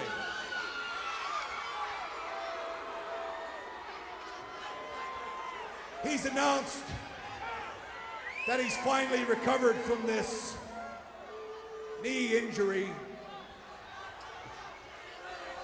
And he's gonna heroically come back at the King of the Ring. How quaint. Shawn Michaels, there's somebody else. There's a real hero and a real man that's gonna come back at the King of the Ring with a bad knee. And that real man and that real hero is me. Whoa! But Shawn Michaels, I want to issue you a challenge, an offer that you can't refuse. I want to challenge you to a match at the King of the Ring. And if I can't beat you in less than 10 minutes, I promise that I will never, ever wrestle in the United States of America again. What? So Brett's like, fuck the America, crap's being thrown in the ring. Iron Sheik's happy. I think very go Iron Sheik, yeah, sure. USA chants. Sean has recovered from his "we don't need injury." We've all been there. It's fucking great. Brett will also return at the King of the Ring. You've got a knee injury. I've got a knee injury. How quaint, you know. I'm sorry, I'm getting that wrong. This is the earlier bit where he's talking about Sean's knee injury and calls it quaint. He announces he'll return at the end of this promo, but that's not really what matters. No, what matters is this. Brett, last WrestleMania, you couldn't beat me in 60 minutes. What in the world makes you think that you can beat me in 10 minutes? Oh, wait, I know what it is. It's that gang you got around you see? That's what it is. Because I know mano a mano, you wouldn't have a chance. But you know something, Brett? I want all your boys down there. I want your whole crew down there, Brett. They'll be down there. Oh, will they? Do I have that promise from you? Do I have that promise from you they'll all be there? Where I go, the Hart Foundation goes. All righty, well, I've got one little stipulation. Each one of your men must be handcuffed to a ring post. Wait a minute. That way, you Hitman and I can settle this thing once and for all. None of your goons jumping in, none of your excuses that we have heard for over a year. We are gonna find out once and for all if Bret the Hitman Hart can get beat like a man. Because Bret, believe me, you couldn't go 10 minutes in any situation, if you know what I mean. Oh boy. And Listen here, Shawn Michaels. even though lately you've had some sunny days, my friend, you still can't get the job done. The Heartbreak Kid coming off a knee injury, you coming off a knee injury, they're all handcuffed. Hitman, I'm gonna knock you down and drag you out. What a fucking moment in wrestling history, dude. In the words of Booker T, tell me he did not just say that. Sean dropping the "you couldn't beat me in 60 minutes, how are you going to beat me in 10?" The whole everyone's going to be handcuffed to the ring, you couldn't go 10 minutes in any situation. And then Sean goes, "Enough of your excuses," and moves on to say, "Lately you've had some sunny days, my friend. Pew, pew, pew, pew, pew. You still can't get the job done." Oh, it's the moment. It's the Sean's drug-riddled fucking moron making up bullshit, trying to ruin his literally ruining his family, his marriage, his everything. Like, this is beyond wrestling. yeah. This is, I'm fucking someone on the side. I'm going to say that you're fucking someone on the side publicly and on TV to fuck with you. Like, this isn't reality-based TV anymore. This is two people who don't like each other, and he's trying to fuck with his personal life. Yeah. And fuck me, what a way to do it. Because, as always with these things, then there's rumors. So, it was very public that Sean and Sonny were fucking, not Bret. Pumping that super soaker. I've got a few quotes just to kind of go over let's this. go for this. So, The Observer, Sean showed up to Alabama slurring his words. So we can say we can definitely say Sean is responsible for his actions, maybe not for his words at this point, and maybe he shouldn't have said what he said. Obviously, he shouldn't have said it, but he was heavily inebriated. Conrad, talking about this with JR, talks about Bret didn't catch the line live. It was only when Bret got home and Stu Hart dragged Bret aside to ask what was going on with Sonny. JR goes, Bret has children that were religious viewers of Monday Night Raw. That should never have been included in a promo. There was no way Shawn could wrestle. He was completely impaired. Tammy herself says, 9 months fucking Shawn Michaels, not a single Bret Hart. Even though her boyfriend doesn't believe it, apparently, still to this day. Really? Yeah, apparently that's what she says in this promo. But which prison person is she going out with? I'll get to that. Bret himself said, I almost kind of wish I did. But the fact of the matter that I never did, and there was never any truth to any of those rumors with Sonny. Sonny is currently looking at 25 plus years in jail for a DUI and vehicular manslaughter. Shit, I didn't know the last part. Yep. Fuck me. I'm going to have to stop doing jokes now. Fucking hell. Yeah. I mean, it's not fun to have a DUI. That's terrible anyway. But now, no, that's it. It's off limits for jokes to me now. She crashed into an old man in a car and yeah. How old? Like 70s, I think. That's too young. Yeah, sure. But like, okay, so with that, let's skip over that.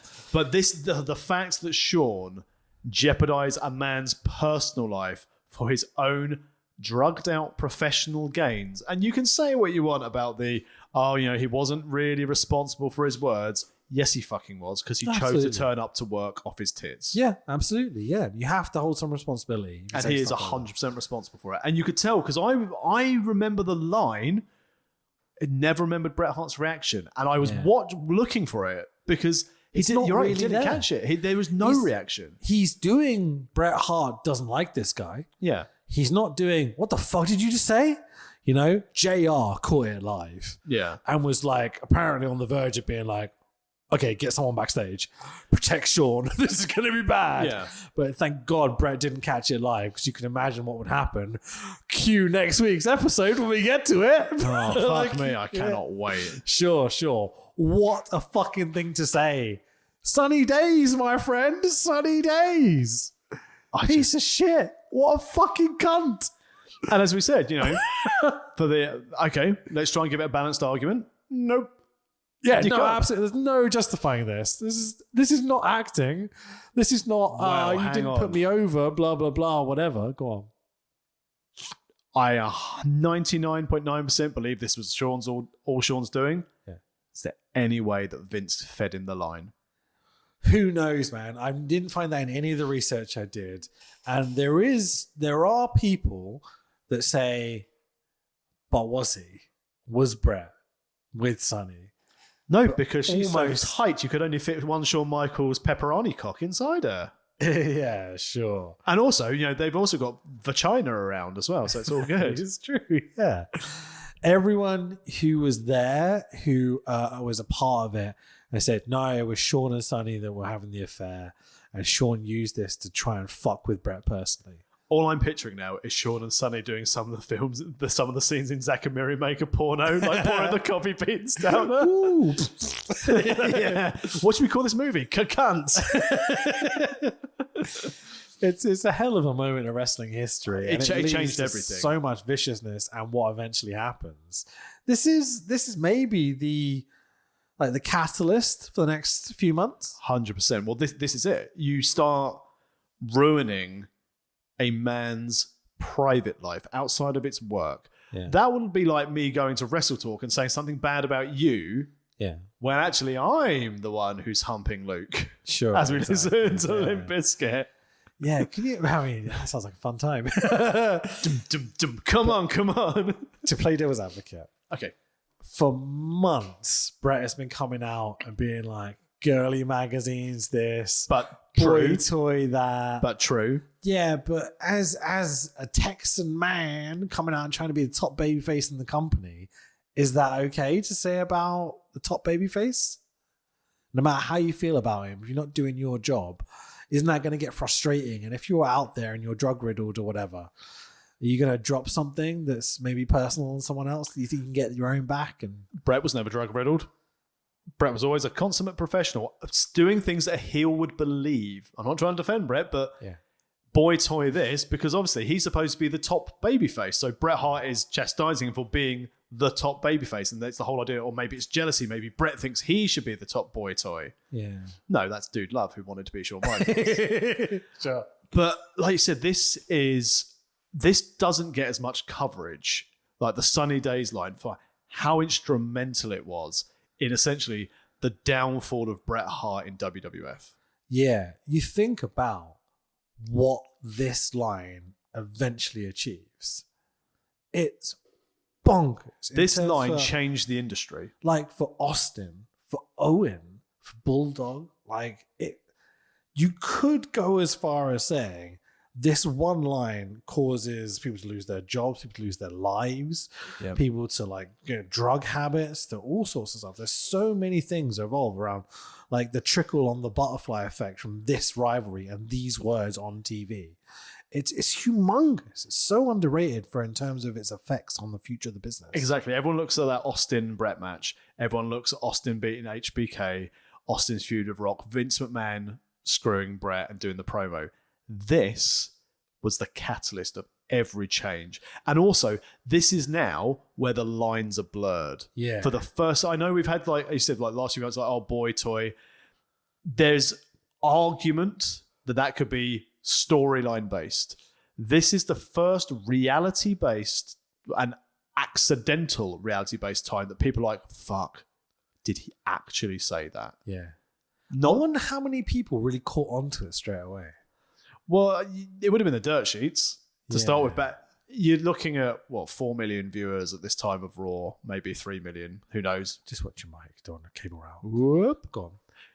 And it's so, as I said, it's so pivotal, because if this didn't happen, they probably would have had a relatively pleasant feud where they would actually be happy to do business with each other. It's like they don't like each other. That's very well established. And with good reason. 100%. He's trying to ruin a man's personal life. This now leads to some great stuff over the next few weeks. And it's not on camera. It's all going to be us talking about shoot interviews and people dishing the dirt on what's happening backstage and Cornette souvenirs, you know? As a quick side note on the subject of people trying to ruin people's lives, and I know a lot of things like, got to be careful this speaking out stuff because people say some dodgy things. Yeah. Away from wrestling, leading into a tax return deadline back in my previous job before in my current life. I don't think I've ever told you about this. I don't think It was so. back in my early band days where people probably thought I was a bit of a dick before they actually met me. And now I'm a dick in real life. I know a few. But there was Who I disagree with, by the way, and learned that they were dicks. So there you go. Good judge of personality. Hello, Los Regan. I didn't say it. Loz was always fine to me. He wasn't to you. And I was like, that's so out of order. But anyway, go on. But there was a girl I was seeing at the time, and she turned out to be not overly brilliant in her brain. Right. On the eve of tax return deadline, where I'm the only person in my job doing it, I had a knock on my door from the police. And she told the police I had beaten her up. What the fuck? And I was very lucky, because apparently at the time they were there, I was out visiting friends. But at the time when I had a social life before I was married with a child, Sure. I liked taking joke things to parties. So I'd stopped in Sainsbury's and bought a caterpillar cake. Right. So at the time of the alleged incident, You were filmed in Sainsbury's. I was filmed in with a Sainsbury's. I caterpillar even cake. had the receipt from the caterpillar cake the day before. I can't imagine you actually hurting anyone like that. No. Like fucking hell. But because of the incredible. seriousness of said Have you allegations... ever been in like a fight in your life? Yeah. You have? Okay. Yeah. So we'll get back to that. Go on, carry on. Win every time. Always 3. Michinoku driver. Yeah, I fucking beat the shit out of Matt Terry once. You saw it, right? Oh, that's one of the funniest things when Matt Terry turned up wrestling and we were doing running drills in the ring, and I was like working quite hard against him. I sent Matt Terry flying, and Matt called me over and went, "Do you want to just ease up a bit?"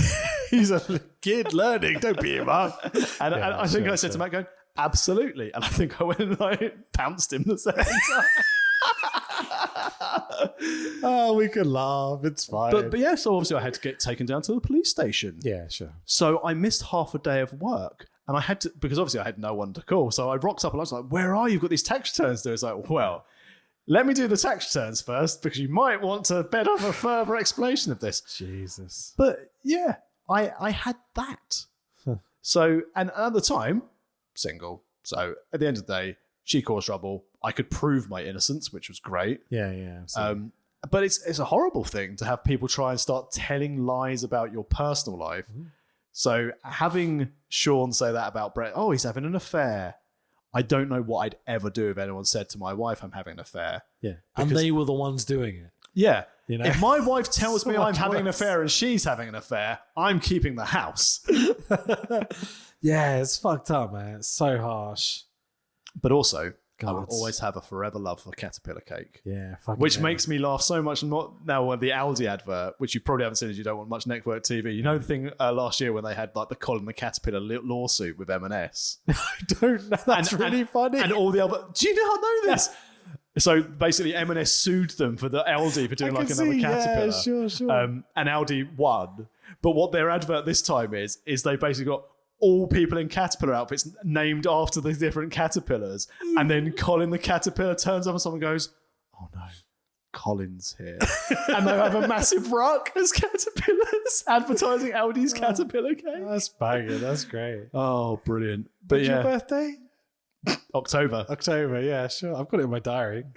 Caterpillar cakes all around. Yeah. But so this was such a taking it back to wrestling, but this takes it back to such shit. But as for fights, they happen at school, and everyone would be like, "Oh, look, here's the geeky guy with glasses," and they'd like throw my bag, and mainly they'd make fun of me. Like, and the best one was it was kids who were 3 years older than me who were making fun of my brother, Right. who then started picking on me. Yeah. And then there's one kid who's Jamie Thornby. He's like, oh, he's the top footballer in the school. He's really popular. And he pushed me and he hit me. I was like, I can't hit him back because it would be really embarrassing for him if I knock him out. And he kept hitting me. And I just stood up and with one swing, I knocked 3 of his teeth out. Nice. And then I said, fuck you, cunt, and walked away. Good stuff, man. Well, It's you always don't. healthy to be able to walk away, you know. Well, there's no point. I'd clearly hurt him with one punch. Yeah. They also led after one time when people were throwing my shoes through a hole in a wall at PE. That's the bigger kids are bullying me. So I took one of those kids and I threw him through the hole in the wall. Nice. And then I went and got my shoes back. And I think I then used my catch as, fuck you cunt! And I think I went off to science. The Catch Williams sax phrase. Yeah. Catch Williams sax phrase. Love That me a bit of works Catch for me. Williams. Spoonerisms, love them. I've always thought to myself, I don't want to get punched in the face. It's the same thing after coming back from the pandemic, going to wrestling. I was like, oh yeah, I remember now. Yeah, sure. This isn't fun. Yeah, I mean, there was kids that tried to fight me a few times, and I would just generally laugh at them because I was like, yeah, okay, go for it. See what happens. But it never actually came to anything. Yeah. So. Sweet liquor eases the pain. Can I say bum rush his mother? Yeah, absolutely. So what would you do to them, Tax? I definitely haven't cut anything here. I would write them a very stern note. Bum rush your mother! I'll see it. Back from ads. Let's skip over it. So, Wait, is this back from ads for us? Yeah, sure. Goldust already in the ring in full gear, anamorphic bars, blah, blah, blah, blah. Goldust cuts a promo. Would you like to see Marlena tonight? And the crowd go, Hey, tits and beaver, tits and beaver. Goldust goes, I could do one better than that. 2 Marlenas. And the crowd goes, What? Oh, it's the doink and dink thing. He's got his wife Terry and his daughter Dakota, who's what, 4? Like, maybe? She's very young. I'm like- treading a tightrope of Lawler jokes here. Considering you've already had to cut something from today's pod, I'm struggling to not say anything very bad. Your 2 Marlenas? Are Marlena and your daughter. Yeah. Because they're trying to humanize him. Look, I've got a hot wife and a daughter, so I can't be a bit wifty because I'm just flamboyant. Goldust as a character. I've got a child, which means I must have had sex with a girl. That's Vince's thought process here. Oh, absolutely. The only good bit about this segment is Vince goes, and here she comes, Dakota, flying down the ring, like he's calling like an Austin comeback or something. It's very funny. But this little kid comes down to the ring to get in the ring with her dad, and her dad is seemingly out of his fucking face. I think he's been hanging out with Sean, maybe. Back at the ancient Raj. I think he slipped For the record, the Ancient Raj in Ashford, fantastic curry house. If you ever want to go to a curry house and you're Ashford, Ancient Raj. I think I've driven past it a few times. Very nice. Yeah, cool. Very tasty. So Goldust grabs the mic and goes, "You'll never forget the name," and then gives it to his kid. And his kid goes, "Give me the mic. I want the mic." Yeah. Really funny. Barbie! Yeah, pretty much. What the fuck is this segment?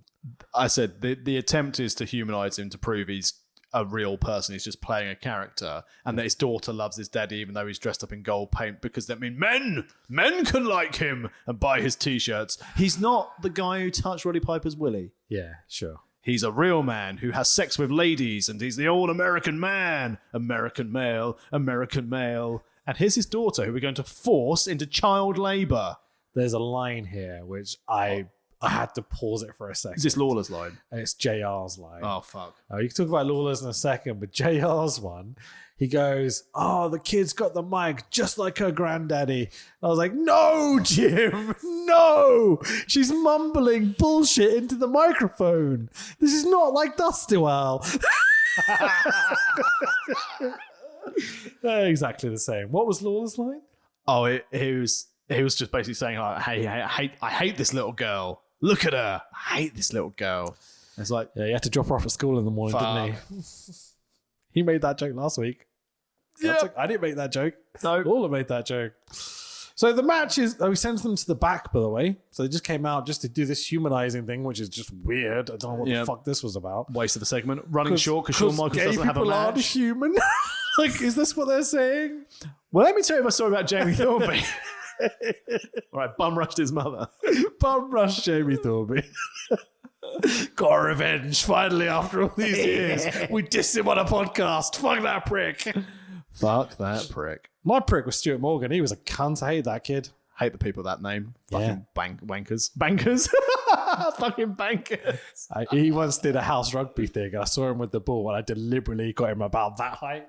Ooh, head right in the bollocks. And I was like, "Yeah, fuck you, prick." You literally gave him head. Yeah. How slow? I don't know how I feel about that. Okay. He ended up being a waste of space. Good. Bum rushed his mother, his own mother. What did Jamie Thornby end up doing? Do you know? Prison pregnancy? Probably had a prison pregnancy. Is that how that works? You go to prison and Don't know how my daughter arrived. showers and all that. Sorry. Let's move on. So it's Goldust versus Rockabilly with the honky tonk man, obviously. Shiny jackets. Ooh, sparklies. Very lovely sparklies. I strongly approve of this new Rockabilly. I endorse this better than the Smoking Guns. Bang, bang. The little hippie wiggle dance thing. Ready for Mr. Assing. So good. I love Billy Gunn. I mean, not Billy Gunn. What's his name? Rockabilly. I forgot already. He'll be at Wembley. Oh, fucking hell. Yeah. What's happened to the Acclaim, by the way? Are they? Well, you know what happens with Tony Twitterfingers? Yeah. I've got a storyline, and now I've got another storyline. Wait, Tony, who are you again? We're the Acclaimed? Yeah. You've got the most over tag gimmick for the last, 5 years. So we let the Guns win the belts to drop it to FTR. I didn't hate that, I'm going to be honest, but it doesn't mean you can't have the Acclaimed on TV anymore.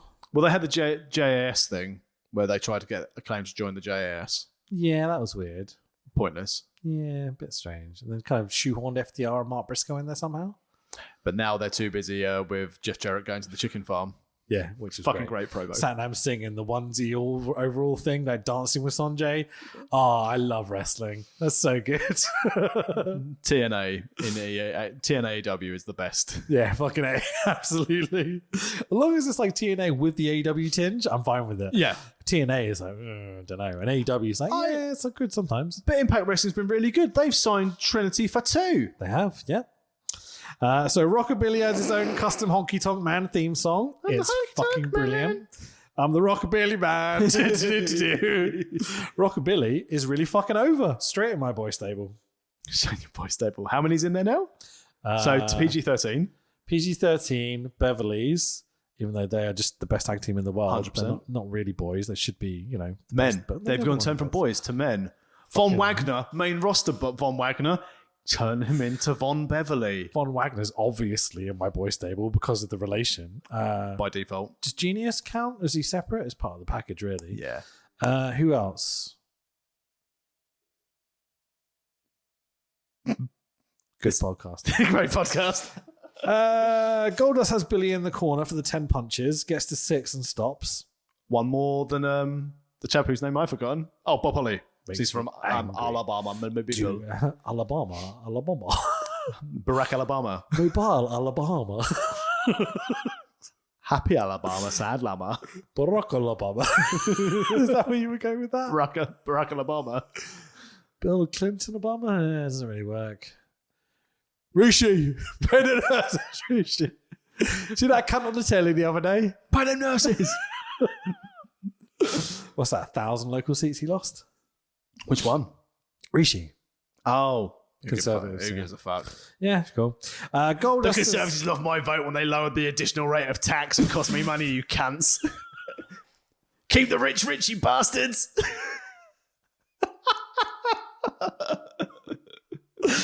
So he does his 6 punches in the corner because, of course, he stops. Goldust, this is, touches himself. Great, makes Billy. Why does he touch himself? He's an all-American man. Well, that is part 1 of this story. Part 2, part 10, whatever. The next part of the story. He then grabs Billy's hand and makes him grab his own bum. So grabs Goldust's bum. That's hard to describe. Goldust grabs Billy's hand and then makes Billy's hand touch Goldust's bum. Is that a good way of doing it? Yes. So he made Billy touch his bottom. See? English. That's why you're here. It makes it easier to fix my problems. Thank you very much. But then Goldust grabs Billy by the face and kisses him. Androgynous. American male. The funniest bit about this is Vince is on commentary panicking, going, it's Mind Games by Goldust. He's making out with the dude and having him sexually assault himself. He's got a wife and a child. What the fuck? Just let go already. Just let him be Goldust.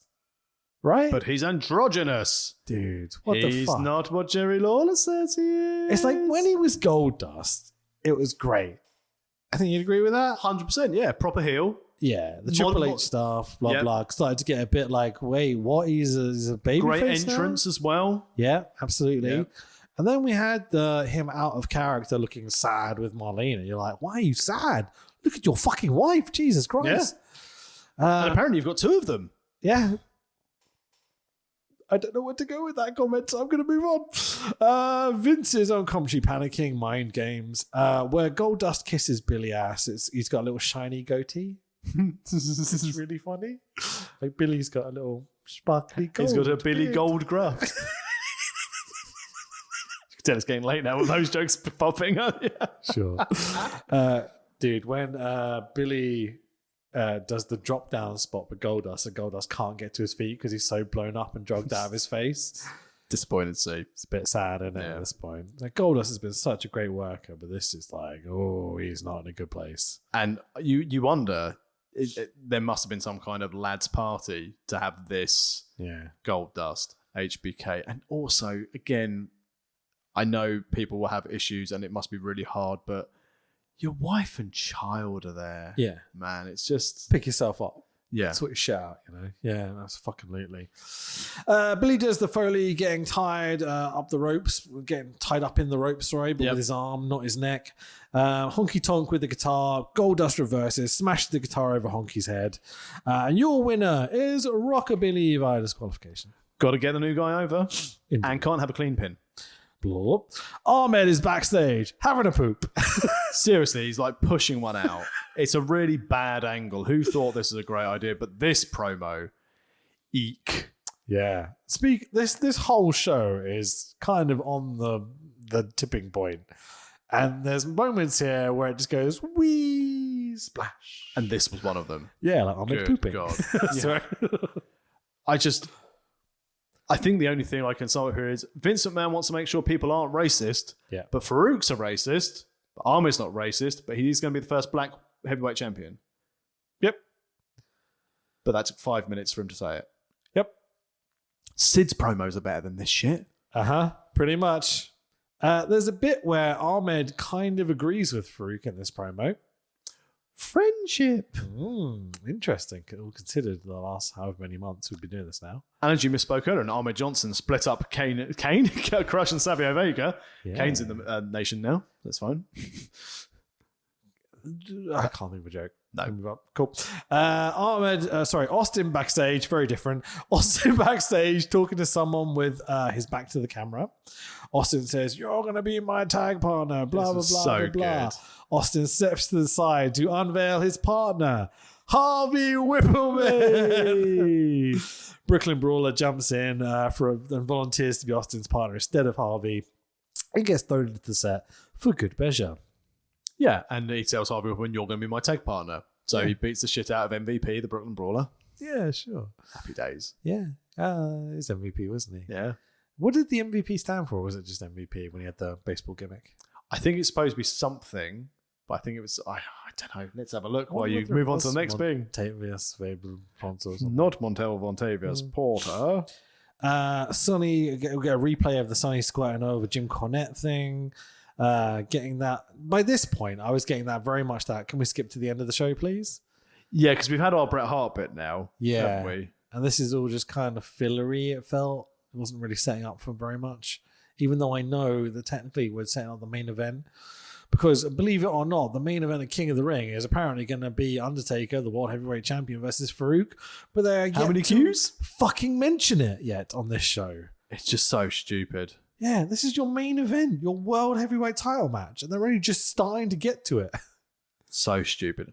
And they're just talking about race the whole time instead of the match. Go on, sorry. MVP lasted for 2 matches. Nice. Doesn't say what it stood for. He made his first appearance on Monday Night Raw and participated in a 20-man battle royal for the vacated. Nope, that would give away something.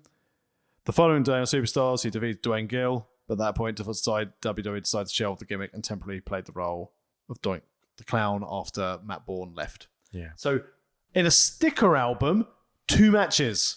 Wow. Get your shit in, bro. Probably got paid for those. 100%. Yeah. All those fucking A. stickers, all the bottom half of just crotches. Yeah, those are so funny, those stickers. Do you want to explain that a little bit? Because the pod. So I showed Rich, obviously, this Merlin sticker book, and we focus on the Bushwhackers at the end, and you've got like 2 stickers to make a big picture. And I pointed out that it was quite funny. He was like, "Oh, so you don't know if it's Luke or Butch, the Bushwhackers?" It's like, yeah, but imagine if you just got this bottom half, which is just their crotches that says Luke and Butch, the Bushwhackers. It's literally just like a pair of trousers and some dicks. Just how Goldust likes it. Whee! So we get Farouk with Clarence Mason, Crush, D'Lo Brown, and Savio Vega. Still no PG-13. Promote your mother. Versus Rocky Maivia. Boo! Former Intercontinental Champion Rocky Maivia. Die, Rocky, die. So there's a couple of storyline bits in this, but I want to talk about, the whole Die Rocky Die storyline. Yeah. The thing with WWE documentaries every single time is that everyone hated Rocky as a babyface. Yep. Therefore, we had to turn him heel, the nation, so that he could go over, and therefore, well, we close so smart that we had these great ideas. Have you heard Rocky getting booed the last 6 months? No, not at all. Some disinterest, but not booed. It's all bullshit. Yeah. Weird. From town to town, all I hear is die, Rocky, die. No, Rock. They're saying the Rock, the. They're literally cheering him. Yeah. In this match, he's got big babyface Pete. Because he's going against Farouk. Yeah. Kanon. Faroukanon, yeah. Yeah. Farouki Q. Farouk Q. How many Qs are there? We got any more? No. Quality Farouk? Quality Street Farouk? There's a Q there somewhere. Only in the word quality. And they're chocolate.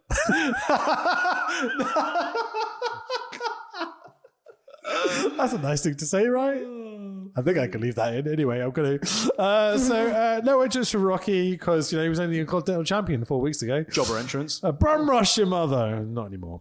Farouk throws up the fist at the beginning of the match. Rocky goes, "Oh, I might do it." And then gives him the big, "Up yours." Oh, boo. And then basically Rocky gets squashed. But the one thing I want to talk about as well as this, have you noticed Rocky's boots? These are the white boots at the moment, are they? Yes. Yeah. But they're different to everyone else's boots. He has a big cutout where the calf is, like Premier League footballers have. Oh. Why? Cunt. Cool. JR going on about these two being great football players. And again, Lawler chimes in with a great line. Can you shut him up about football, Vince? Everyone's thinking it. Everyone's thinking it. Lawler, this is the first show I think I've ever enjoyed the Lawler on commentary. He's been great, apart from the whole paedophile kid thing. Yeah, sort of takes the shine, I think, quite a lot. Yeah, it's difficult. But like that's maybe like the 6th or 7th line, which I genuinely dropped out my chair laughing type thing. I mean, it is funny. That's how they brought the whole like Oklahoma character. Yeah. It's like, Juventud Herrera is a great offensive lineman for Tijuana State. That's what they did. Yeah. This is, yeah. That was Ed Ferrara, wasn't it, who's doing the Oklahoma? Yeah. I didn't find that funny. No. Good stuff. Dominator 123 Farouk wins. Post-match, Savio and Crush go to beat up Rocky, but Farouk stops them. I wonder why. Foreshadowing. JR chimes in with something's going on in the backstage area. Let's cut back there now. Ahmed's forgot to flush. It's like, we can't get rid of it, Captain.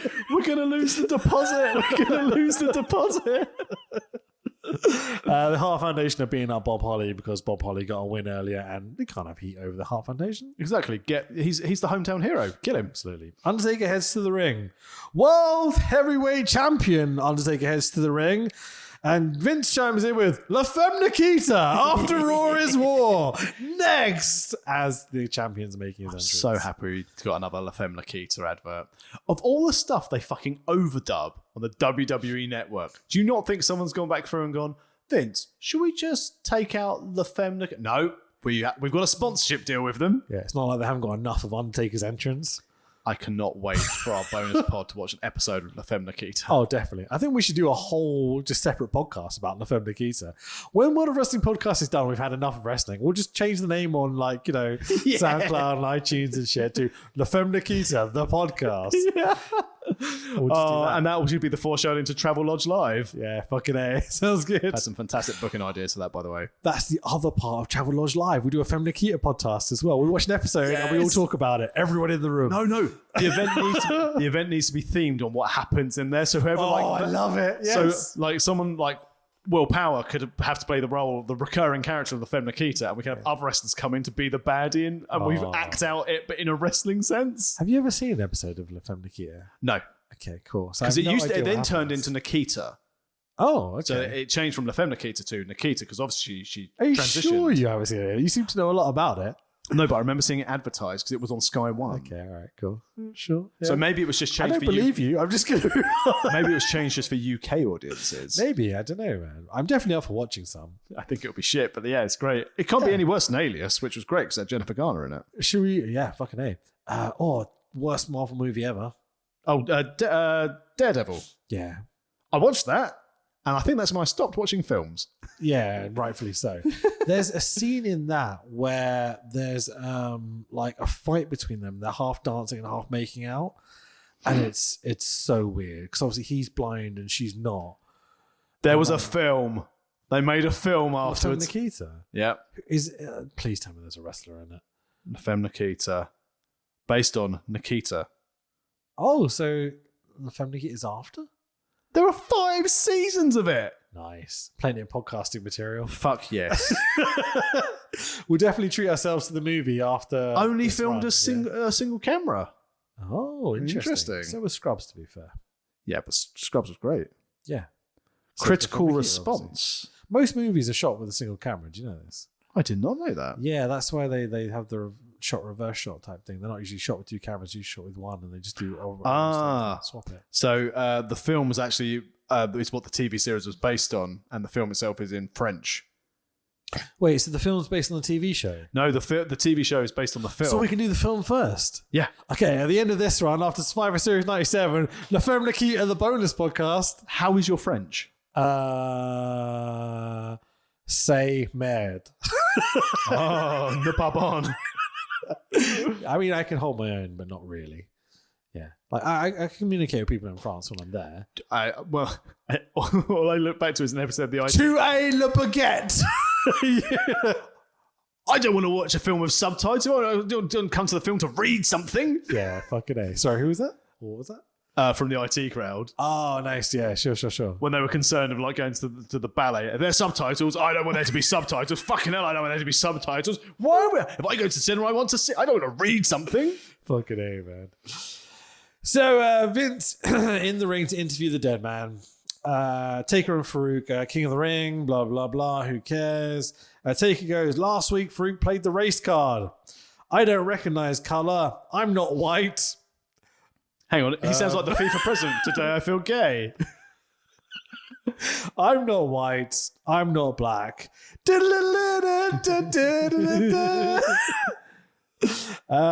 It's so fucking weird that this narrative in this state feels very uncomfortable. Yeah. I'm not white.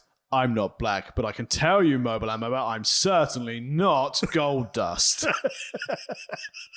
Imagine if that's how he'd finish the program. Yeah. Fucking brilliant. I'm not white, I'm not black, but I'm definitely not gay. This thing, rigor mortis. Fucking A. Hard wood 99% of the day, and the other 1%, I'm pissing. Actually, I'm a dead man. The only wood I've got is a coffin I sleep in. Fucking A. Comes out and be like, don't worry, Alabama, I'm asexual. There's no politics here. Don't worry, Alabama. I'm the third scissor sister. Oh, fucking hell, bro. Jesus Christ, what the fuck are we doing? What the fuck? He's the Undertaker, and he's kind of promo about race. Why do we give a fuck? I would have been better said, I don't care if you're white. I don't care if you're black. You're gonna die, and I'm gonna bury you. Rest in peace. That's the Undertaker promo. Yeah. What the fuck is this shit? I'm not black. I'm not white. But you know what I am? Shades of grey. Literally. 92, he was pretty great, wasn't he? Yeah, fucking hell. Vince asks Taker about Bearer's secret. Taker doesn't want to talk about it. Paul Bearer's black. He's definitely not. He's the whitest man that's ever been white. Bearer promo from the Titantron. Still got his face bandaged up. It looks hilarious. Look, you're right. He's very white. Yeah, sure. I was thinking more about the makeup rather than the white face. But no, I was talking about the white bandage. Hang on. Bandage, yeah. Can you say? Oh, whatever. Bearer goes, come back to me or I'll tell the world. And Taker goes, I need more time. You're like, what a dramatic promo for a dead man. I want to talk about racism. Hang on a minute. You're about to tell the world I killed my family. Hold on 2 seconds. Fucking A. Bearer gives him 7 days or be subservient to Bearer. Sorry, you have 7 days to be subservient to me or else.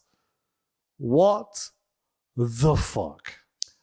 I mean, this is why we haven't paid attention to Undertaker being champion, because he's wrestled Mankind, who miraculously became #1 contender. Yeah. Now Mankind's got some really interesting stuff going on.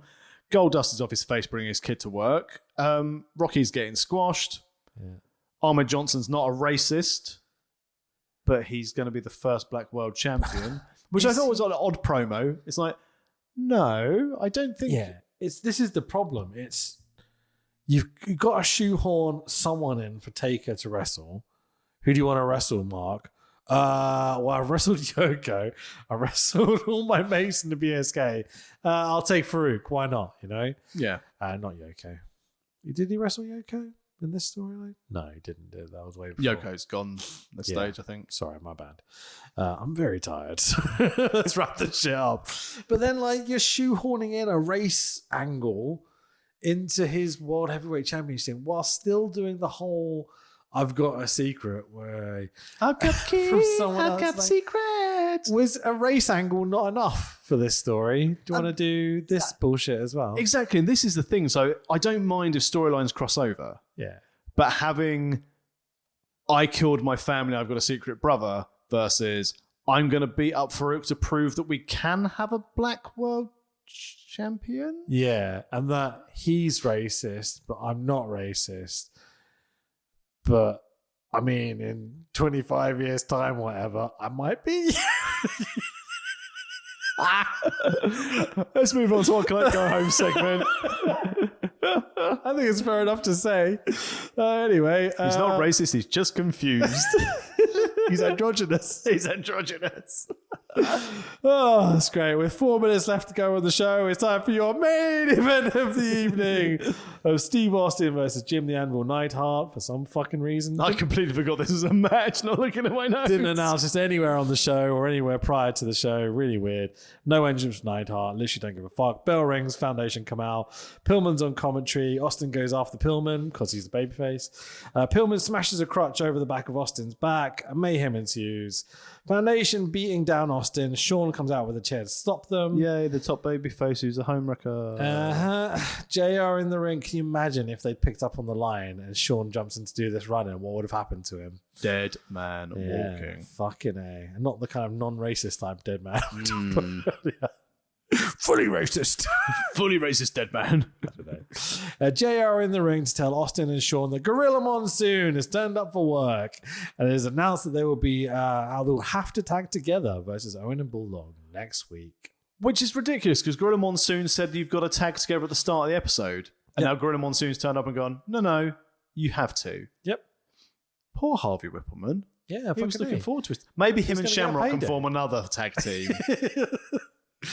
Shamrocky Whipplemans. Whipple Rocks. Could go for me. That sounds like a really bad, like, bougie chocolate. Oh, do you fancy a little box of Whipple Rocks? Yeah, or a shoegaze band. Yes. Okay. Can't wait for them to write the soundtrack to Travel Lodge Live. Can we have the most depressing soundtrack ever? Just da-da, da-da-da, da-da-da. Oh, the White Stripes. That's it. That's all you're allowed to do. That's One fine. chord and a bunker, floor on floor. You're allowed to do one chord, but you're allowed to have a mass pedal board, but no loop pedal. Nice. I like it. Yeah, no loop pedals. Loop pedals make Oh, things too gosh. clever. Yeah, fucking it. You know what we're actually going to do? We're going to just put that one chord into like an AI processor, and that's going to write me a song that is the theme song for Wrestling Travel Lodge Live. Oh, this is my idea I thought of today. What we do is we put into AI, write me a 1 hour wrestling show or whatever, or tell me a story about these people, and then we just do it. I think if you look at my ChatGPT history, I've got the first 3 episodes of Travel Lodge Live already written. Amazing. Fucking A. Cool. That sounds good. So basically to finish off this show, Sean and Austin shove each other and end up in a brawl as the Hart Foundation look on from the ramp. It's quite cool seeing the heel stable overlook the mayhem they caused between the two baby faces still fighting each other.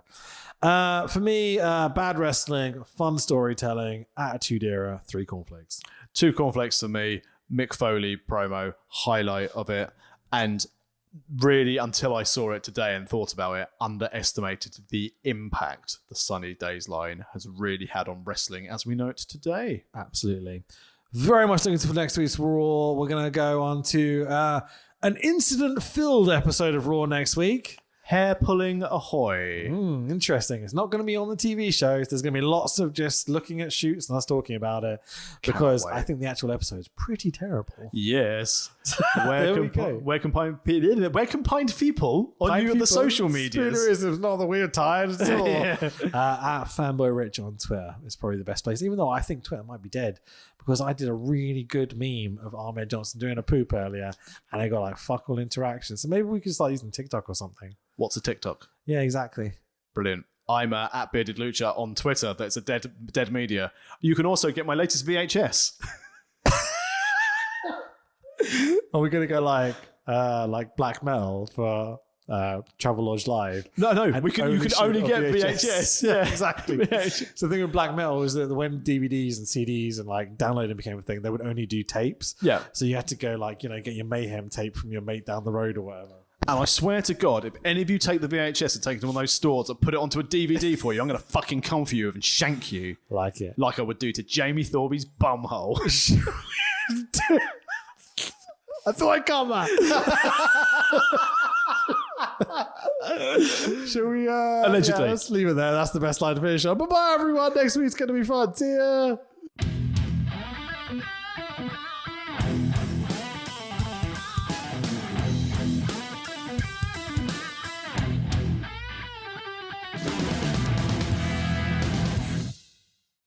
The louder you guys are, the better the wrestlers will perform for you tonight. And that's why I kicked your leg out of your leg. We're tough. We can take it, baby. You got to penetrate in the back, baby. Oh, I can see what you're talking. Wait just a minute. Oh! And I don't pose too well for girly books. This is bullshit! My name is Piss.